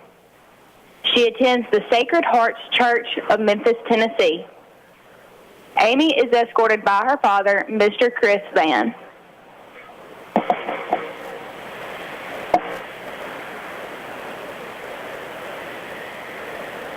Sophomore maid, Amy Van, Mr. Chris Van.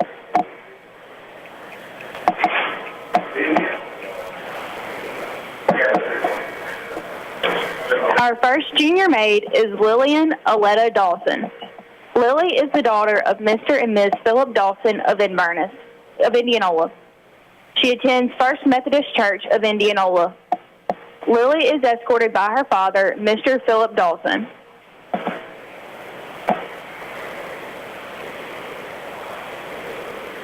Junior maid, Lily Dawson, Mr. Philip Dawson.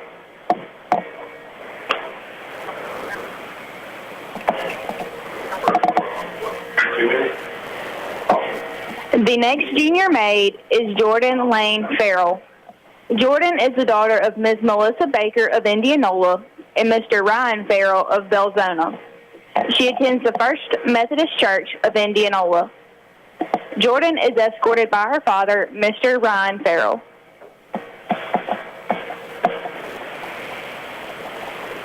Junior maid, Jordan Farrell, Mr. Ryan Farrell.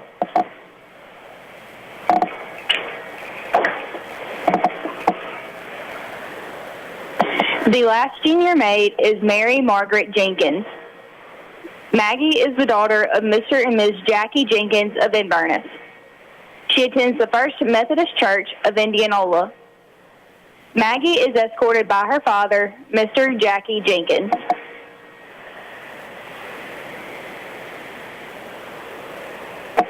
Junior maid, Maggie Jenkins, Mr. Jackie Jenkins.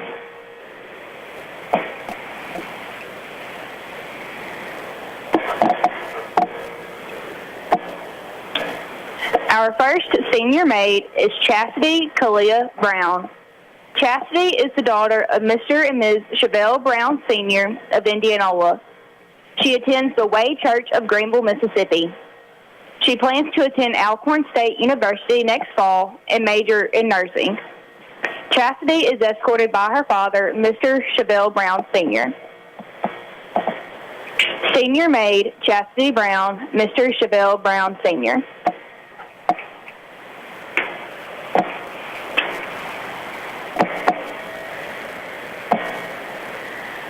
The next senior maid is Faith Elizabeth Mooneyham. Faith is the daughter of Reverend and Ms. Michael Mooneyham of Greenwood. She attends the Church of God of Greenwood. She plans to attend Lee University next fall and major in special education. Faith is escorted by her father, Reverend Michael Mooneyham. Senior maid, Faith Mooneyham, Reverend Michael Mooneyham.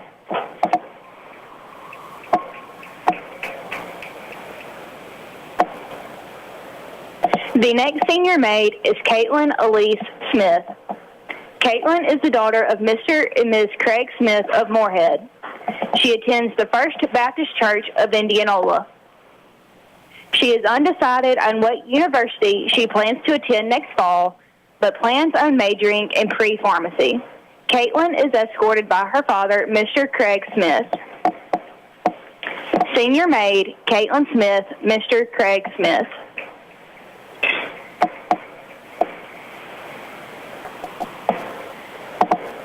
The last senior maid is Frances Lenore Veazey. Fran is the daughter of Mr. and Ms. Rod Veazey of Indianola. She attends the First St. Stephen's Episcopal Church of Indianola. She plans to attend the University of Mississippi next fall and is undecided on her major. Fran is escorted by her father, Mr. Rod Veazey.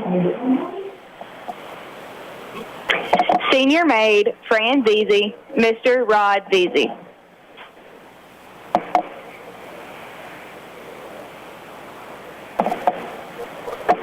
The Queen's first grade attendants are Miss Gracie Sepulvedo, daughter of Mr. and Ms. Jimmy Sepulvedo of Indianola, and Mr. Porter Farmer, son of Mr. and Ms. Kimball Farmer of Indianola.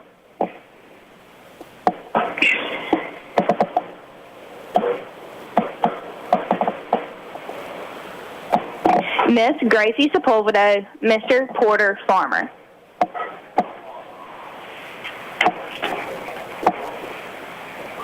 The 2022 Homecoming Queen, Anna Gresham Veazey, is escorted by Dr. David Petrie, Indianola Academy headmaster. Anna Gresham is the daughter of Mr. and Ms. Rod Veazey of Indianola.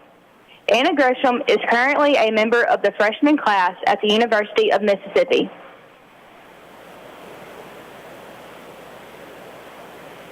Queen Anna Gresham Deasy, Dr. David Petrie.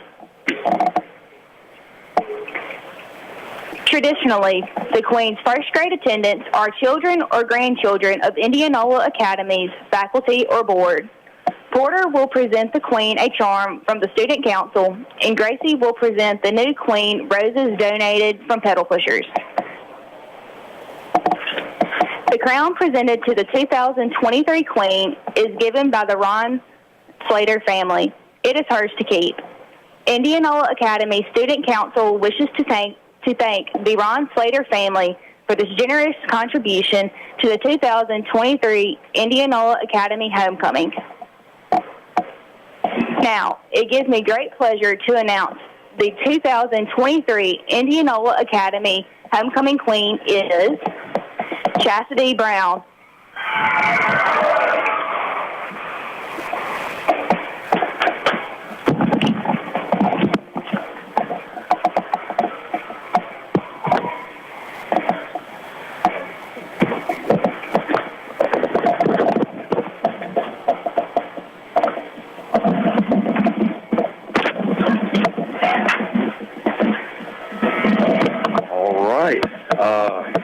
Chastity Brown is crowned your queen. How about that, Guy Bird? That's pretty incredible. We got a new queen ruling the roost here.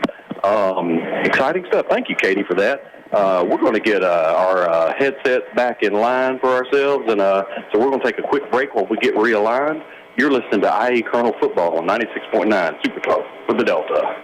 When it comes to your health, nobody beats the home team at South Sunflower County Hospital. When you have a minor emergency, waiting to be seen can be a real pain. That's why you need Delta Primary After Hours Clinic. You'll love the convenience and personal attention that can only be found at South Sunflower County Hospital. You'll also have peace of mind knowing that you'll have immediate access to our full scope of hospital services. Visit your winning team at www.southsunflower.com. South Sunflower County Hospital, your hometown hospital. Need a little good news in your life? Well, here's the deal. State Farm has new lower car insurance rates in Mississippi, so you can now get the service and convenience of State Farm agent Andy Daniels at an even better price. That's right, State Farm can help you save even more cash and get the good neighbor service you deserve. It's the real deal for car insurance. State Farm agent Andy Daniels is ready to help you save in Indianola. Call Andy today at 662-887-1578.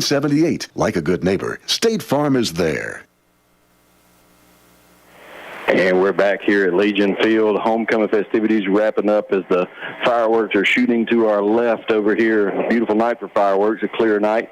And all the homecoming maids are gathering at center the 50-yard line there for a picture with Mr. Hank Lamb. I think everybody's had their picture made by Hank Lamb. Everybody, their granddaughter, their daughters, their grandmothers even. And they're lining up with the pictures up there as we're winding down. All those photos you see in Cracker Barrel, those are his. Those are his. There's no doubt about it. And he's still got that big, tall lens on there, and he's taking the picture there. And, again, if you're just joining us, we'll announce the homecoming queen is Chastity Brown, who's there with her roses and her dad out there with her crown on. Yeah, congratulations to Chastity. Absolutely. Smiling ear to ear, and I think all those girls are happy. You know, that's what you like about the homecoming quarter. They're all happy for each other, just glad to be here. So in the meantime, now we can shift our focus off from the halftime festivities of crowning the queen to crowning a winner tonight of this Colonels and Raiders football game. And unfortunately, at this point, the Colonels are trailing 27-0 as we're getting ready to start this third quarter. They're coming out from the locker room, the field house, trying to get everything together and ready to get this game started. Shout out to the Pyro team. Man, Man, I feel like I'm at Disney World with this thing going off here right downtown Indianola. I think I hear the Disney theme playing in my headset right now. As long as I don't have to buy a fast pass, we're all good. We're all good. There's one place I've never been I'd love to go is Disney, but I don't know. Like you say, fast pass. I'm scared of all that stuff. Get all this technology stuff out of the way. But as the Kirk Academy is running onto the field on the visitor sideline, and they're clearing the field from the halftime homecoming festivities and getting ready to play some foosball. The Colonels have not quite made their way out of the field house yet, but they will be warming up over here in this end zone to our left of the booth, getting ready to come out and see what they have to try to fend off these Kirk Academy Raiders, who come in to Legion Field undefeated, and look to try to make it continue that way. Yeah, they showed why they're undefeated tonight, leading here. If you're just joining us here at halftime, 27-0 Kirk Academy Raiders. They showed exactly why, because of their quarterback play, because of their speed and their skill positions, and because of their sound tackling on defense. I think those are three things that jumped off the field, in my opinion, when you watch these Raiders play. And they've got a great team, and it looks like a great season ahead of them. That's right, and it looks like the Colonels are now making their way onto the field. I'm sure they'll allow 3 or 4 or 5 minutes of stretching time before we start this second half, and the ref is asking for 3 minutes to be put onto the clock. So we can get some time restraints here, getting ready for this second half of football. And, of course, Kirk Academy is going to be receiving the football. On the other side of this, Guy, I think it's big that they need to make a stop here. The Colonels, they're going to stay in this game. Yeah, they're going to have to bow up and get that stop and get the ball back and get some points up quick on the board. And it's a tall challenge, but it's not something that's out of their reach. It all begins with belief and coming out here and being aggressive. Rather be aggressive and make a mistake than be passive and reactive to what the other team's doing. So got a little trivia here for tonight. We do have a couple more minutes here for halftime, so maybe we'll take a break here just for a moment. But what is the most, as we're talking about points here, what is the most points scored by IA in a season? The most points scored by IA Colonel team in one season. Okay. That's coming up after the break. Okay, well, I remember the 77 team or whatever it was that scored 77 in a game. Yeah. That's got to be the team, right? Well, I guess we'll find out. On the other side. So we're going to take a 2-minute break. You're listening to IA Colonel Football on 96.9 Super Talk for the Delta. Are you looking for another choice for your prescription needs? Try any of your local Good Neighbor pharmacies and experience the difference your friends and neighbors are already enjoying. Your local Good Neighbor pharmacies serving the Delta with 5 convenient locations. City Drugstore, Hollandale, Cleveland Medical Arts, Cleveland, GMP Pharmacy, Belzona, Yazoo Drug Company, Yazoo City, Magic Mart Pharmacy, Indianola. Your Good Neighbor Pharmacy, where you get same copay and better service. Experience the Good Neighbor difference. Bring your prescriptions in today. Your local Good Neighbor pharmacies serving the Delta with 5 convenient locations. For over 100 years, Planters Bank has been committed to offering full-service banking in Sunflower County. I'm Will McDowell, Vice President of Planters Bank in Indianola. From sponsoring a variety of community events to high school sports, we are proud supporters of all things Indianola. If you need a loan, checking account, or any other banking service, please visit us at either of our convenient locations in Indianola. Planters Bank, proud supporter of the Indianola Academy Colonels.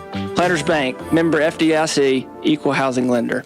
Hey, Cooper, you know we've been talking about our Pabst Door Robertson floor service for a long time. Olivia, you know there is a reason the people in the Delta shop with our Pabst. You know it. We carry all type of floor, carpet, ceramic, wood, tile, and vinyl plank. We also sand, refinish hardwood concrete, and brick floors. For all your flooring needs, come see us at Robertson Floor Service. And get a free Coke. And by the way, the estimates are free. Robertson Floor Service Indianola, voted the best of the best for 2 years in a row.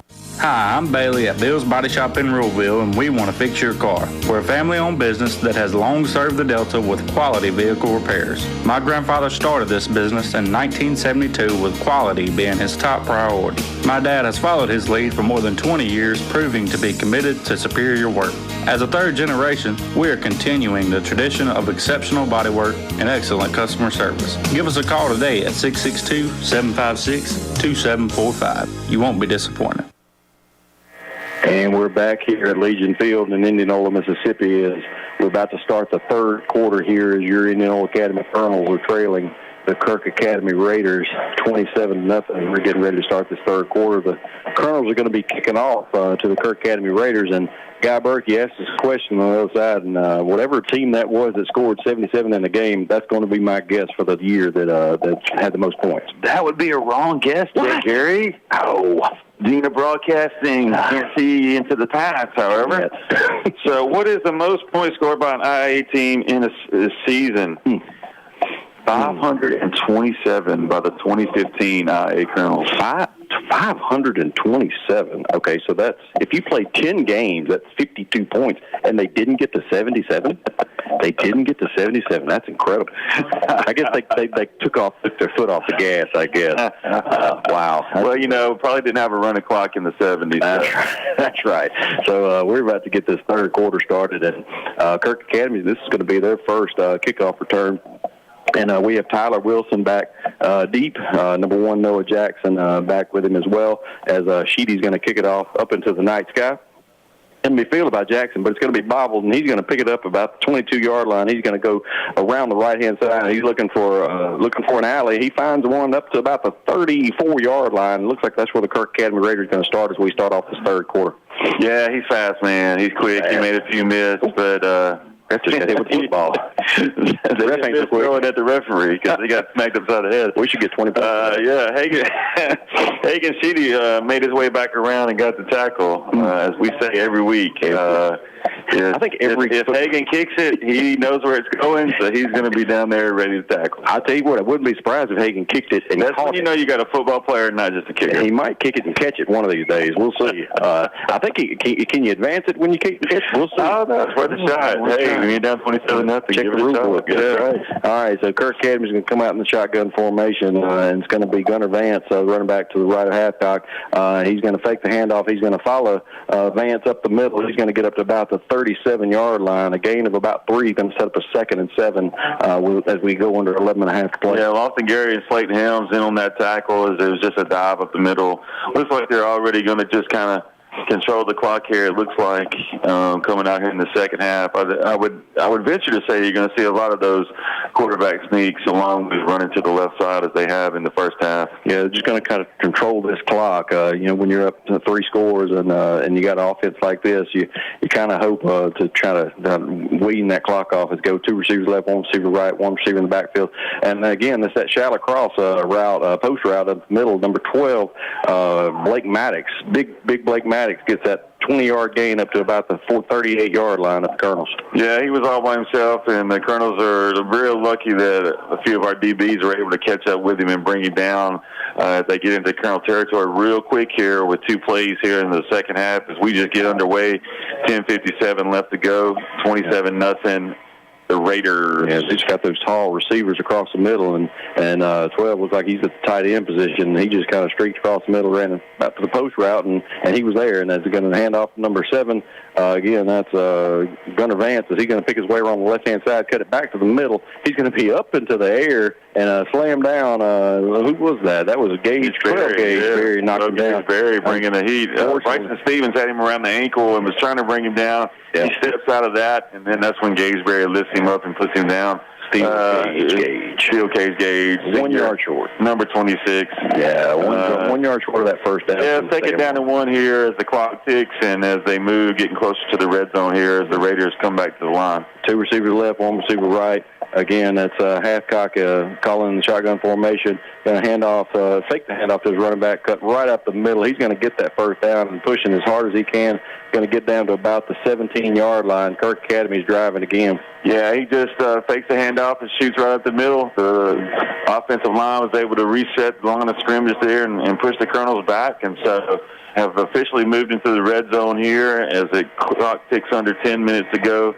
Here in the third quarter, Raiders are knocking on the door again, so up 27-0. They sure are. They're getting a lot of different hands and legs in on the play now. I think we just saw number 4, Tyler Wilson, was in the backfield with him. Now they bring number 1 back in, Noah Jackson. No, actually it is going to be number 4 again, Tyler Wilson. They're going to hand it off to him. He's going to go on the right-hand side, pick up about 9 on the play, almost a first down at the 10-yard line. Yeah, Graham Howard and Lawson Gary in on that play. It was just a handoff there to number 4, Tyler Wilson, around the right side. He was able to cut it back up the middle and just really quick, really fast. That gets you a lot of yards out here on the field. One thing we've seen from a lot of these teams we've played is they have 3 solid running backs they can hand the ball off to. That's exactly right. And they've just proven that Tyler Wilson is one of those kids, too, and he's a senior. Yeah. Yeah, I mean, they've got a lot of skilled position players, and it really shows. Yep, 2 receivers left, 1 receiver right. Hathcock in the shotgun formation, going to bring Jackson in motion, going to take the handoff to him along the right-hand side sweep, going to run it right up the middle, get to about the 5-yard line. He's going to get him a first down, so it's going to be first and goal at the 5-yard line as we take under 9 minutes to go in this third quarter. Yeah, if you're wondering if you haven't seen Kirk play and you're just joining us and you're kind of checking in and you're wondering, well, what are the Raiders' offense like? Go watch Swamp Kings on Netflix with Tim Tebow and those guys, and it's pretty close. Pretty close. Number 15. Yeah, Hathcock wears number 15. You got some skilled guys that are a little bit smaller, a little bit shifty, and so it all kind of clicks here for the Raiders. He's college accuracy, not NFL accuracy, Tebow. He's looking pretty good. He's gonna bobble the snap. He's gonna jump on it. Looks like the Colonel's trying to jump on it too. Who's got it? They're wrestling for it, and I think they're going to get it back. Yeah, Hathcock was able to get back there. Carson Miller gave it his best there to try to get it. And, it's been about 3 or 4 snaps that they've had trouble with here tonight. And I know that Coach Moon over there is not going to be taking that lightly. And he's looking for bigger things, and you can't have that miscommunication when you're trying to continue this type of win streak. It's going to be second and goal from the 8-yard line as we tick under 8 to play. 2 receivers left. He's going to roll out to his left and looking for his receiver. Going to throw it a little low skip pass. Unfortunately, that doesn't count for anything. It's going to be an incomplete pass. It's going to set up a third and goal from the 8 as we under 8 minutes to play. Yeah, Logan Pratt was the intended receiver. Bounced it to him there, rolling to his left. That's always a tough pass. That just unless you get your hips around and get square, you're likely to underthrow that ball, and he did there. So it brings up 3rd down and 8. So let's see if the Colonels can hold here and maybe push the Raiders to a trial field goal attempt. Yeah, let's see. That's the bend and don't break attitude. Let's see what the Colonels have called up on defense here. Maybe they bring some pressure. See what they can do with Hathcock as he's going to go 1 receiver right, 2 receivers left. Run back to his left, going to hand it off to him. He's going to try it on the left-hand side. He's going to cut back to the middle. He's trying to find the end zone, and he is going to find the end zone. Going to push the lead out to 33-0 as we go to 7 minutes and 40 seconds to play. Kirk Academy just finding the end zone at will at this point. Yeah, just one of their bread and butter players over to the left side and got that push and was able to finish that run off and get across the goal line there really quickly. And so field goal, the extra point attempt coming, and it looks like the Raiders are switching in and out some players, and it looks like Gunnar Vance is getting ready to take that extra point attempt. Yeah, it's not a bad defensive play. It's just a matter of them being able to pick and choose and pick the hole there, and then unfortunately they're able to find it for the end zone, and Vance is going to get the kick up, and it's going to try to sneak across the crossbar, and it would have been had it gone between the posts. So it's going to be a failed attempt here, and it's going to keep the lead at 33-0 for Kirk. Yeah, miscalculation there for the second time on extra points. So let's see if the Colonels can come in and get some points on the board. That's you know what? Keep kicking it to Sheedy. Let's see if he can get let's see if something breaks through and gets you in some really good field position or takes one to the house. Yeah. Edward Williamson as well. I don't know if you can drive reverse on the kickoff. Either. Throw something out there that you really haven't done all year and see if hopefully you get a clean exchange on that and really get some speed and momentum going and maybe break one. Yeah, and I think that is the strategy there for the Kirk Academy Raiders is to try to kick it to Sheedy. They've definitely been targeting him and staying away from Abel Williamson for sure. They sure have, and it's almost bit them in that last return, but let's see if they continue that. Kirk Academy is going to be lining up to kick off, and again, they're going to send Williamson back. And Sheedy as well. We're going to have to come up with a name for him, Speedy Sheedy or something, because, man, he can sure run. Abel Williamson back there, Sheedy. We've had Graham Howard back there a couple of weeks as well. He's a good returner as well, so we got a good few options. But they do not want to kick it to Abel Williamson. They know what he can do. So they're going to test Sheedy. They're going to take their chances with him, and I think it might bite him here shortly. We'll see. Kirk Academy's going to line up. Going to tee the ball. But at the same time, your guys that are up are going to have to be ready for that kind of that pooch kick. Well, we got a new kicker in the game here. Yeah. 21, Logan Jones, the senior, is going to be kicking it. Yeah, it has been Gunnar Vance. So going to bring out Logan Jones and see if there's a little different strategy here. And he's going to be checking his line if they're ready to play, and he's going to be kicking left to right as you look at your radio dial, and he scooches up, and he's going to kick it. It looks like it's going to be a little short. It's going to bounce at the 21-yard line, and it's not fielded by the Colonels. It's going to be fielded by the Kirk Academy Raiders. A little bit of a mishap there. He got a fall on that ball. And unfortunately, the Kirk Academy Raiders were falling on that one, but I don't think they can advance it. So it looks like it's going to be first down, Raiders. They're going to spot it, looks like, at the 21-yard line. Yeah, it's kind of what we just talked about, the guys that are up front from the two return guys. It was that in-between, and someone thought the up guys were going to take it. The up guy thought the return guy was going to get it, and before you know it, it's on the ground and it's a live ball. Right in the right spot where everybody else thinks somebody else is going to Yeah, you know, there's some pointing the fingers out there and a lot of frustration boiling over, as you can imagine, being down this much at home. Just a difficult situation here and lack of communication there, and sets the Raiders up right at the red zone here again. So, looks like we got a new quarterback in the game. That's going to be number 4, Tyler Wilson, is going to take the reins. And 22 to his right, Linton Carson, the sophomore, is going to be the running back. He's going to be the quarterback. Linton Carson, the sophomore, he's going to hand off to number 4, Tyler Wilson. He's going to pick his way around the left-hand side. He's going to try to get in the end zone. He's going to get that 7-yard line, but there's a little yellow flag on the play. A little laundry on the field here. Looks like they're going to bring it back. False start on the Raiders. Yeah. One thing you like to see here, 78 and 54, Lofton Gary and looks like Alex Flott were out there tussling, and afterwards they were patting each other on the back. Good job. You know, we like to see the sportsmanship between these two teams. Hopefully that'll translate on the field with sportsmanship. Always good to see. It's going to be a 5-yard penalty, so it's going to set up a 1st and 15 down to about the 26-yard line, 7:22. It is a false start. So, yeah, new offensive set in here. There's going to be a few mistakes. Yeah, they had some miscommunication with some guys getting on the field late. So let's see if the Colonels can make a play and keep them moving backwards. Yeah, Carson's going to call for the snap, and he's going to take it. He's just going to run it around the left-hand side and see what he can get. And he's a speedy, shifty guy, too, and he's going to get about 15 yards. He's going to get down to about the 11-yard line. It's going to be close to a first down, and I believe they're going to go ahead and give it to him. Yeah, it looks like he got it pretty cleanly, really, really fast out of the backfield, and not really losing much when they bring in the young guy. Man, I tell you what, he looked really good running that ball. He's just not as big. Yeah, not as big. Probably doesn't have the same accuracy at this point throwing the ball. Yeah, but can really get around that edge. And we'll see what Kirk Academy is here as they go 1st and 10 from the 10-yard line. They still get a first down, but as we go under 6:45 to play, it's going to be a snap back. He's going to hand off. Number 4, Tyler Wilson, is going to pick his way up to about the 9-yard line, 8-yard line, gain of about 2 or 3 on the play. Going to set up a 2nd and 8 or 7 as we go under 6.5 to play. Colonels trailing 33-0. Kirk knocking on the door. Yeah, just controlling this game from start to finish here, and some other guys are getting some opportunities to play. Let's see if the Colonels can, just play with pride and play hard and keep fighting, even though the game seems to be out of hand at this point. You can still make a play and make a memory no matter what. Right, 2 receivers left, 1 receiver right.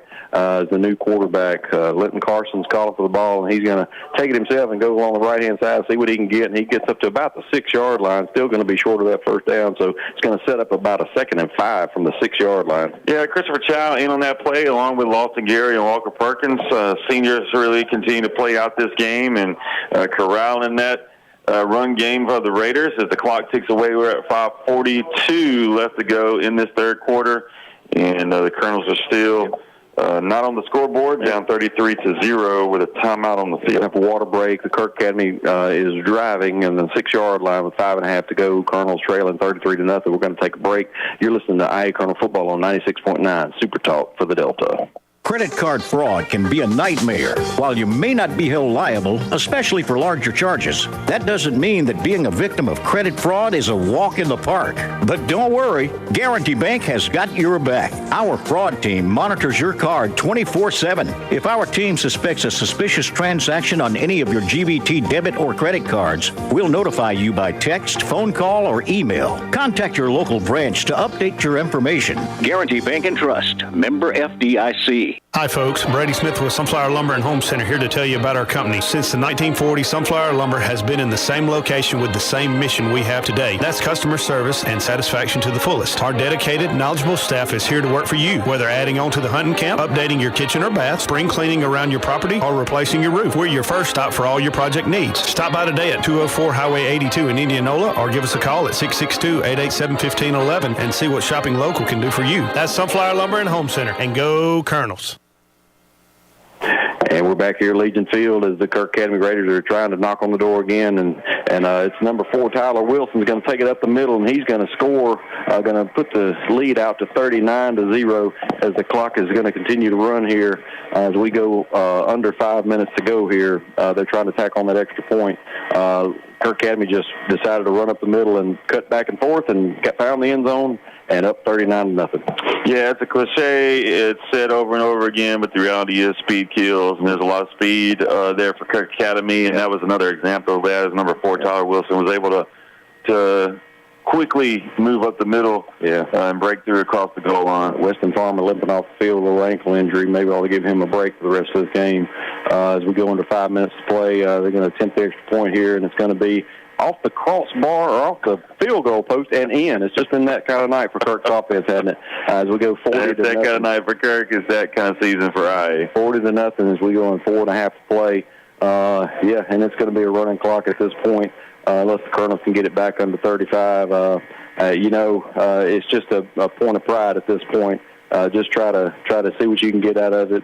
See if you can get a little bit of a game play against others. Yeah, I mean, you just want to get these reps in. Yeah, you want to just see how you can adjust to maybe the speed that they're bringing on their side, and how you can improve your game.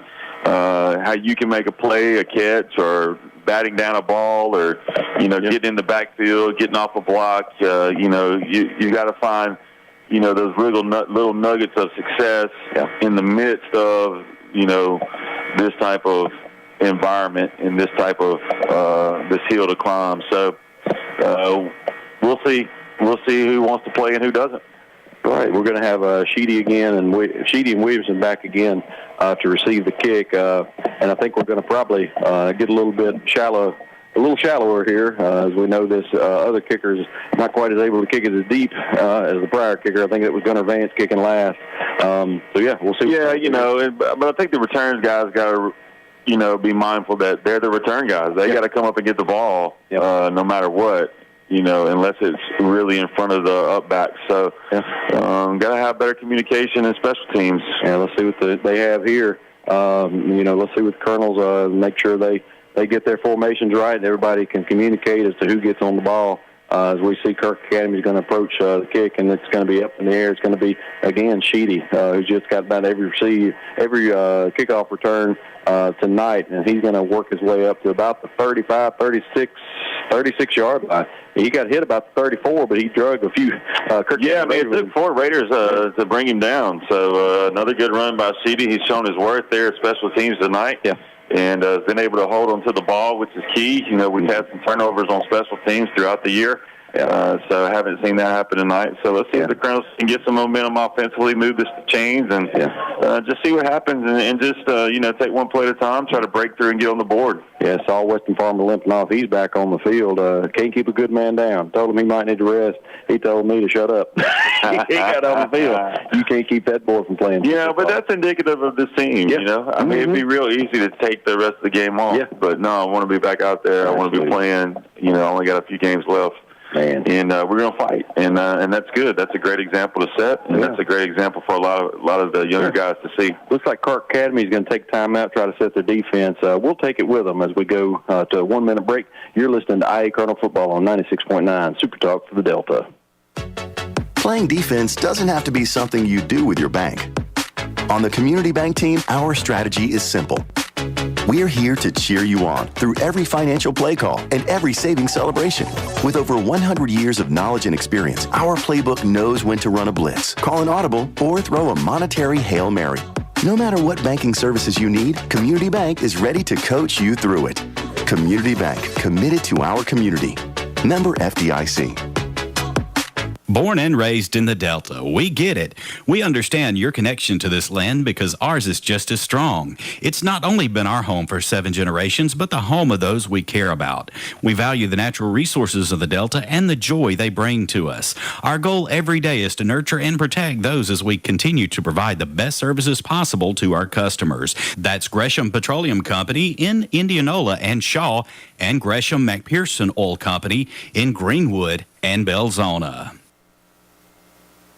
Colonels come out and line up in the I formation, handoff to Abel Williams. He picks his way across the left-hand side of the field, picks up about 20 yards on that play. 30 seconds left to go in this third quarter. They get down to the 35-yard line. Big run. Yeah, I mean, he gets knocked out of bounds by 2 Raider defenders, and just the shot in the arm that the Colonels need to really move this ball down the field. Again, I formation behind the pony under center. He's going to hand off to Perkins, the fullback, and he's going to run it up the middle. He's going to be bowling down for another big gain. Rumbling, stumbling down in the middle, brought down by number 9 there. Different number 9. We got a little roster issue there. They didn't insert who was number 9. That's going to be one of those sophomores. He's got a very clean jersey. Yeah, not with the grass stains on that jersey. So we're going to end the third quarter here. We're going to throw it back to the station as we get ready to set up for this fourth quarter. The Colonels are trailing the Kirk Academy Raiders 40-0 here on homecoming night.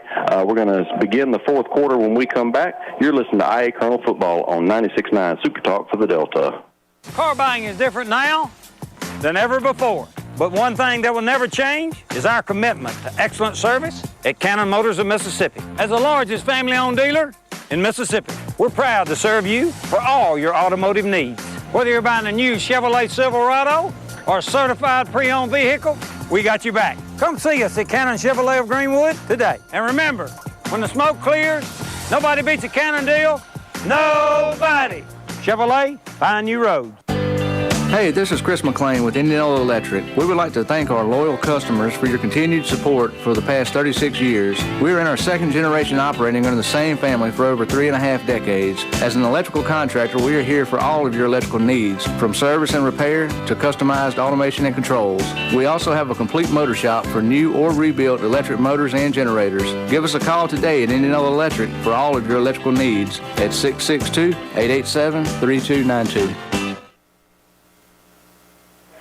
And we're back here at Legion Field. Indianola Academy is driving down the field. Handoff to Sheedy as he's going to go around the right-hand side. Unfortunately, ball comes loose. He's unable to corral it. He got close to getting back on it, but unfortunately the Raiders were able to recover on the 12-yard line. We have a running clock now. It's 10:40 left in this game. Kirk Academy leading 40-0. Went along the right-hand side, just had a wide open field, and it just, unfortunately, the ball just popped out on him.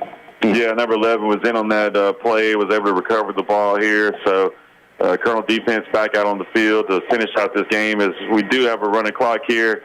Colonel's down 40-0 here, 10:15 left to go in the game. You know, I would say we're getting our young guys some time to play, but that's been all year long with our injury plagues here as we're going to get our young guys in to try to finish this game off as Kirk Academy sending their young guys in to get them a little bit of extra play time as well. So let's see what these Colonels can do to try to save some face here and see what they can do on defense.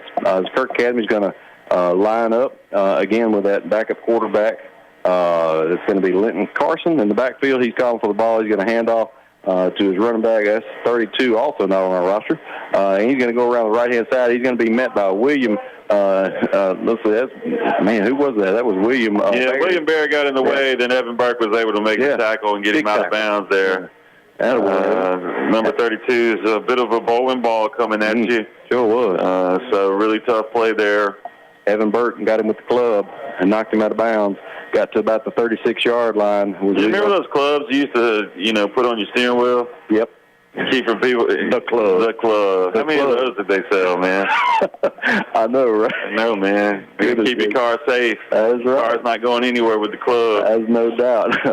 We're going to go 2 receivers right, 1 receiver left. As he calls for the ball, he's going to look like he fits Manny's going to manhandle in the backfield. Man, he can hit a tackle like he's going to get some money for it. Good job by Fitz. He got him smothered and covered like Waffle House. That's right, man. Mushrooms on top. No doubt. 29-yard line as we go under 9 minutes to play. Kirk Academy Not a mushroom fan, by the way. I don't care for mushrooms. I'm okay with them grilled. I don't really care for them on pizza. Not a mushroom fan. Not a mushroom guy. I'm okay with a fried one dipped in ranch. I'm not signing up for stuffed mushrooms. I do like stuffed mushrooms. Do you really? Yeah. Crab meat. Crab meat. Okay, a little seafood action there. Yeah, I like seafood action. A little cut that mushroom feel. Mushroom a little bit. Yeah. Got to put that butter back on top. Oh, well, As the Raiders come out. Butter on a flip-flop. 2 receivers left, 1 receiver right. Again, the bowling ball is going to go along the left-hand side, and he's going to be met by a host of Colonels. He's going to be dragged down to about the 40-yard line. He's going to set up looks like a third and about 8 or 7 as we go under 8 minutes play here. Yeah, Bryson Stevens bringing him down. Looks like bowling ball might need a breather there for a second. Man, he's running hard, and I do remember in Parks and Rec when Chris Pratt was talking about, I love butter on cornbread, I love butter on this. My favorite food is butter. I guess my favorite food is butter. These 2 seniors coming off the field, Lofton Gary and Weston Farmer, are going to make way for these young guys to come in. They got to appreciate the effort that they've put in this season. They're just big guys. They've got about 3 more games left in their career. They're going to play their hearts out. Here we go. You just got to make a play. Yep. You got opportunity. The ball's on the ground. Ball's on the ground. Let's see. As we come up with it, then Colonels say they have it. Colonels say they have it, and it's going to be Matthew Gary with the fumble. Gary in on the play to recover it for the Colonels. So fumble recovery. Fumble Rooski. There you go. All right. But the 39-yard line is where the Colonels will start. Let's see what they do with this offense here. Are they going to bring in AC7? Yeah, you got the backup quarterback AC7 coming in. AC7, let's see what he can do. And Lofton Gary's out there encouraging his brother, and his brother does some kind of weird dance.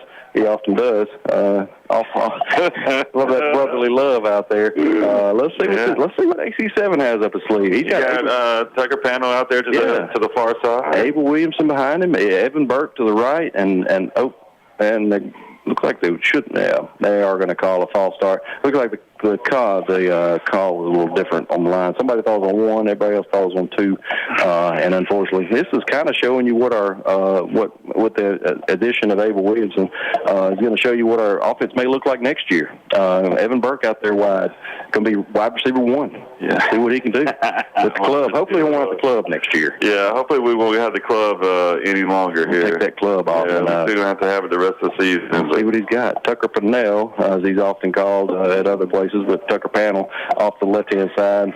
And we got another timeout here on the field. I guess we got to get a water break in, but the clock's going to run through the water break. So, anyway, we'll take the water break with them. You're listening to IA Colonel Football on 96.9 Super Talk for the Delta.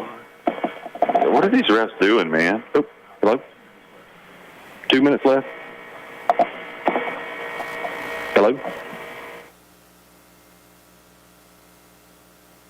Need a little good news in your life? Well, here's the deal. State Farm has new lower car insurance rates in Mississippi, so you can now get the service and convenience of State Farm agent Andy Daniels at an even better price. That's right, State Farm can help you save even more cash and get the good neighbor service you deserve. It's the real deal for car insurance. State Farm agent Andy Daniels is ready to help you save in Indianola. Call Andy today at 662-887-1578. Like a good neighbor, State Farm is there. Delta South Motors of Indianola.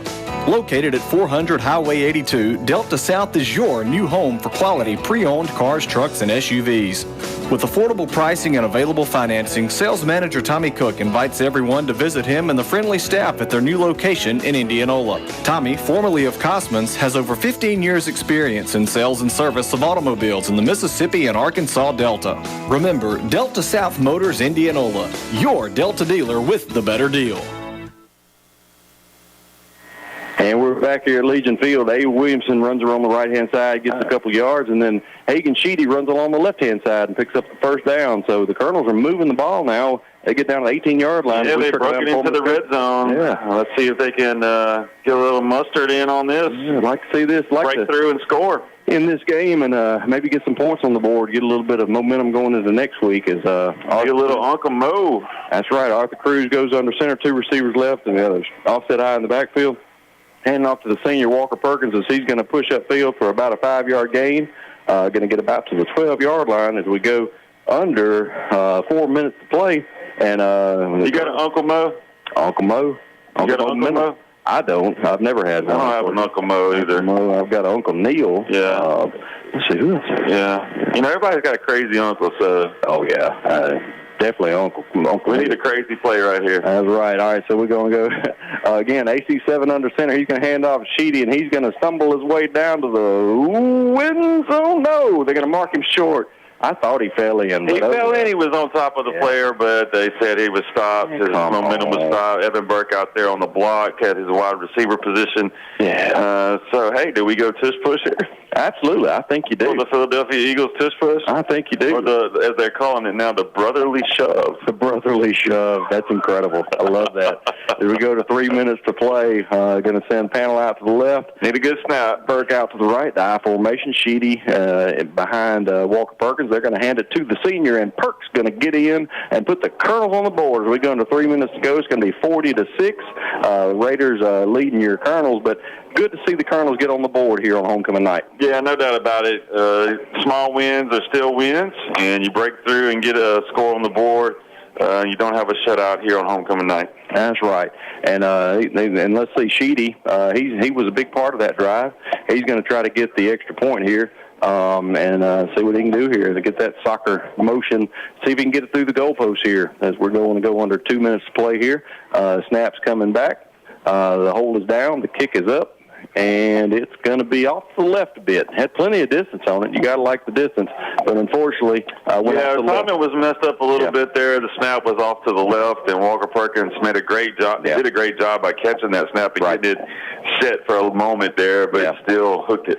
Well, Perk was patting himself on the chest as if to say, I didn't get the laces out or whatever. I knew when I used to hold for Philip Dawson, and that was a lot of fun trying to get those laces out. It was almost like a puzzle. And matter of fact, one day in practice, I'm not going to say the wind was with us. I think I've told the story before. We kicked a 60-something yard field goal. Hey, how about that? Philip Dawson got a leg on it. And I've got some oceanfront property in Arizona. That's right. Shout out to Philip Dawson, my kicker that I was holding for. I enjoyed that my senior years. We go under a minute and a half to play. I'm going to remind you that next year we're on the radio, and we're going to see if we say it's a 70-yard kick next year. I think it's going to be 80 by the time we get there. These years go by, the further and further back it gets. It sure does. I'm about to ask Philip how far was it, and he might tell me 170 yards. I don't know. I think he kicked it from from McDonald's, and it went through. He kicked it from 82. Still made it. It's still on top of the elementary building, is what he said. As we go under a minute to play, the Colonels are going to kick off to Kirk Academy, and this may do it for the night. We're Hagen Sheedy lining up to put the ball on the tee here. To kick it off to Kirk Academy Raiders. We're going under 40 seconds to play here in a moment. And once we get through this ball game, we'll take a break, and we'll come back, we'll recap, and we'll talk about what the upcoming games are. And then we'll let you guys go to bed and get ready for them ball games in Oxford and Starkville this weekend.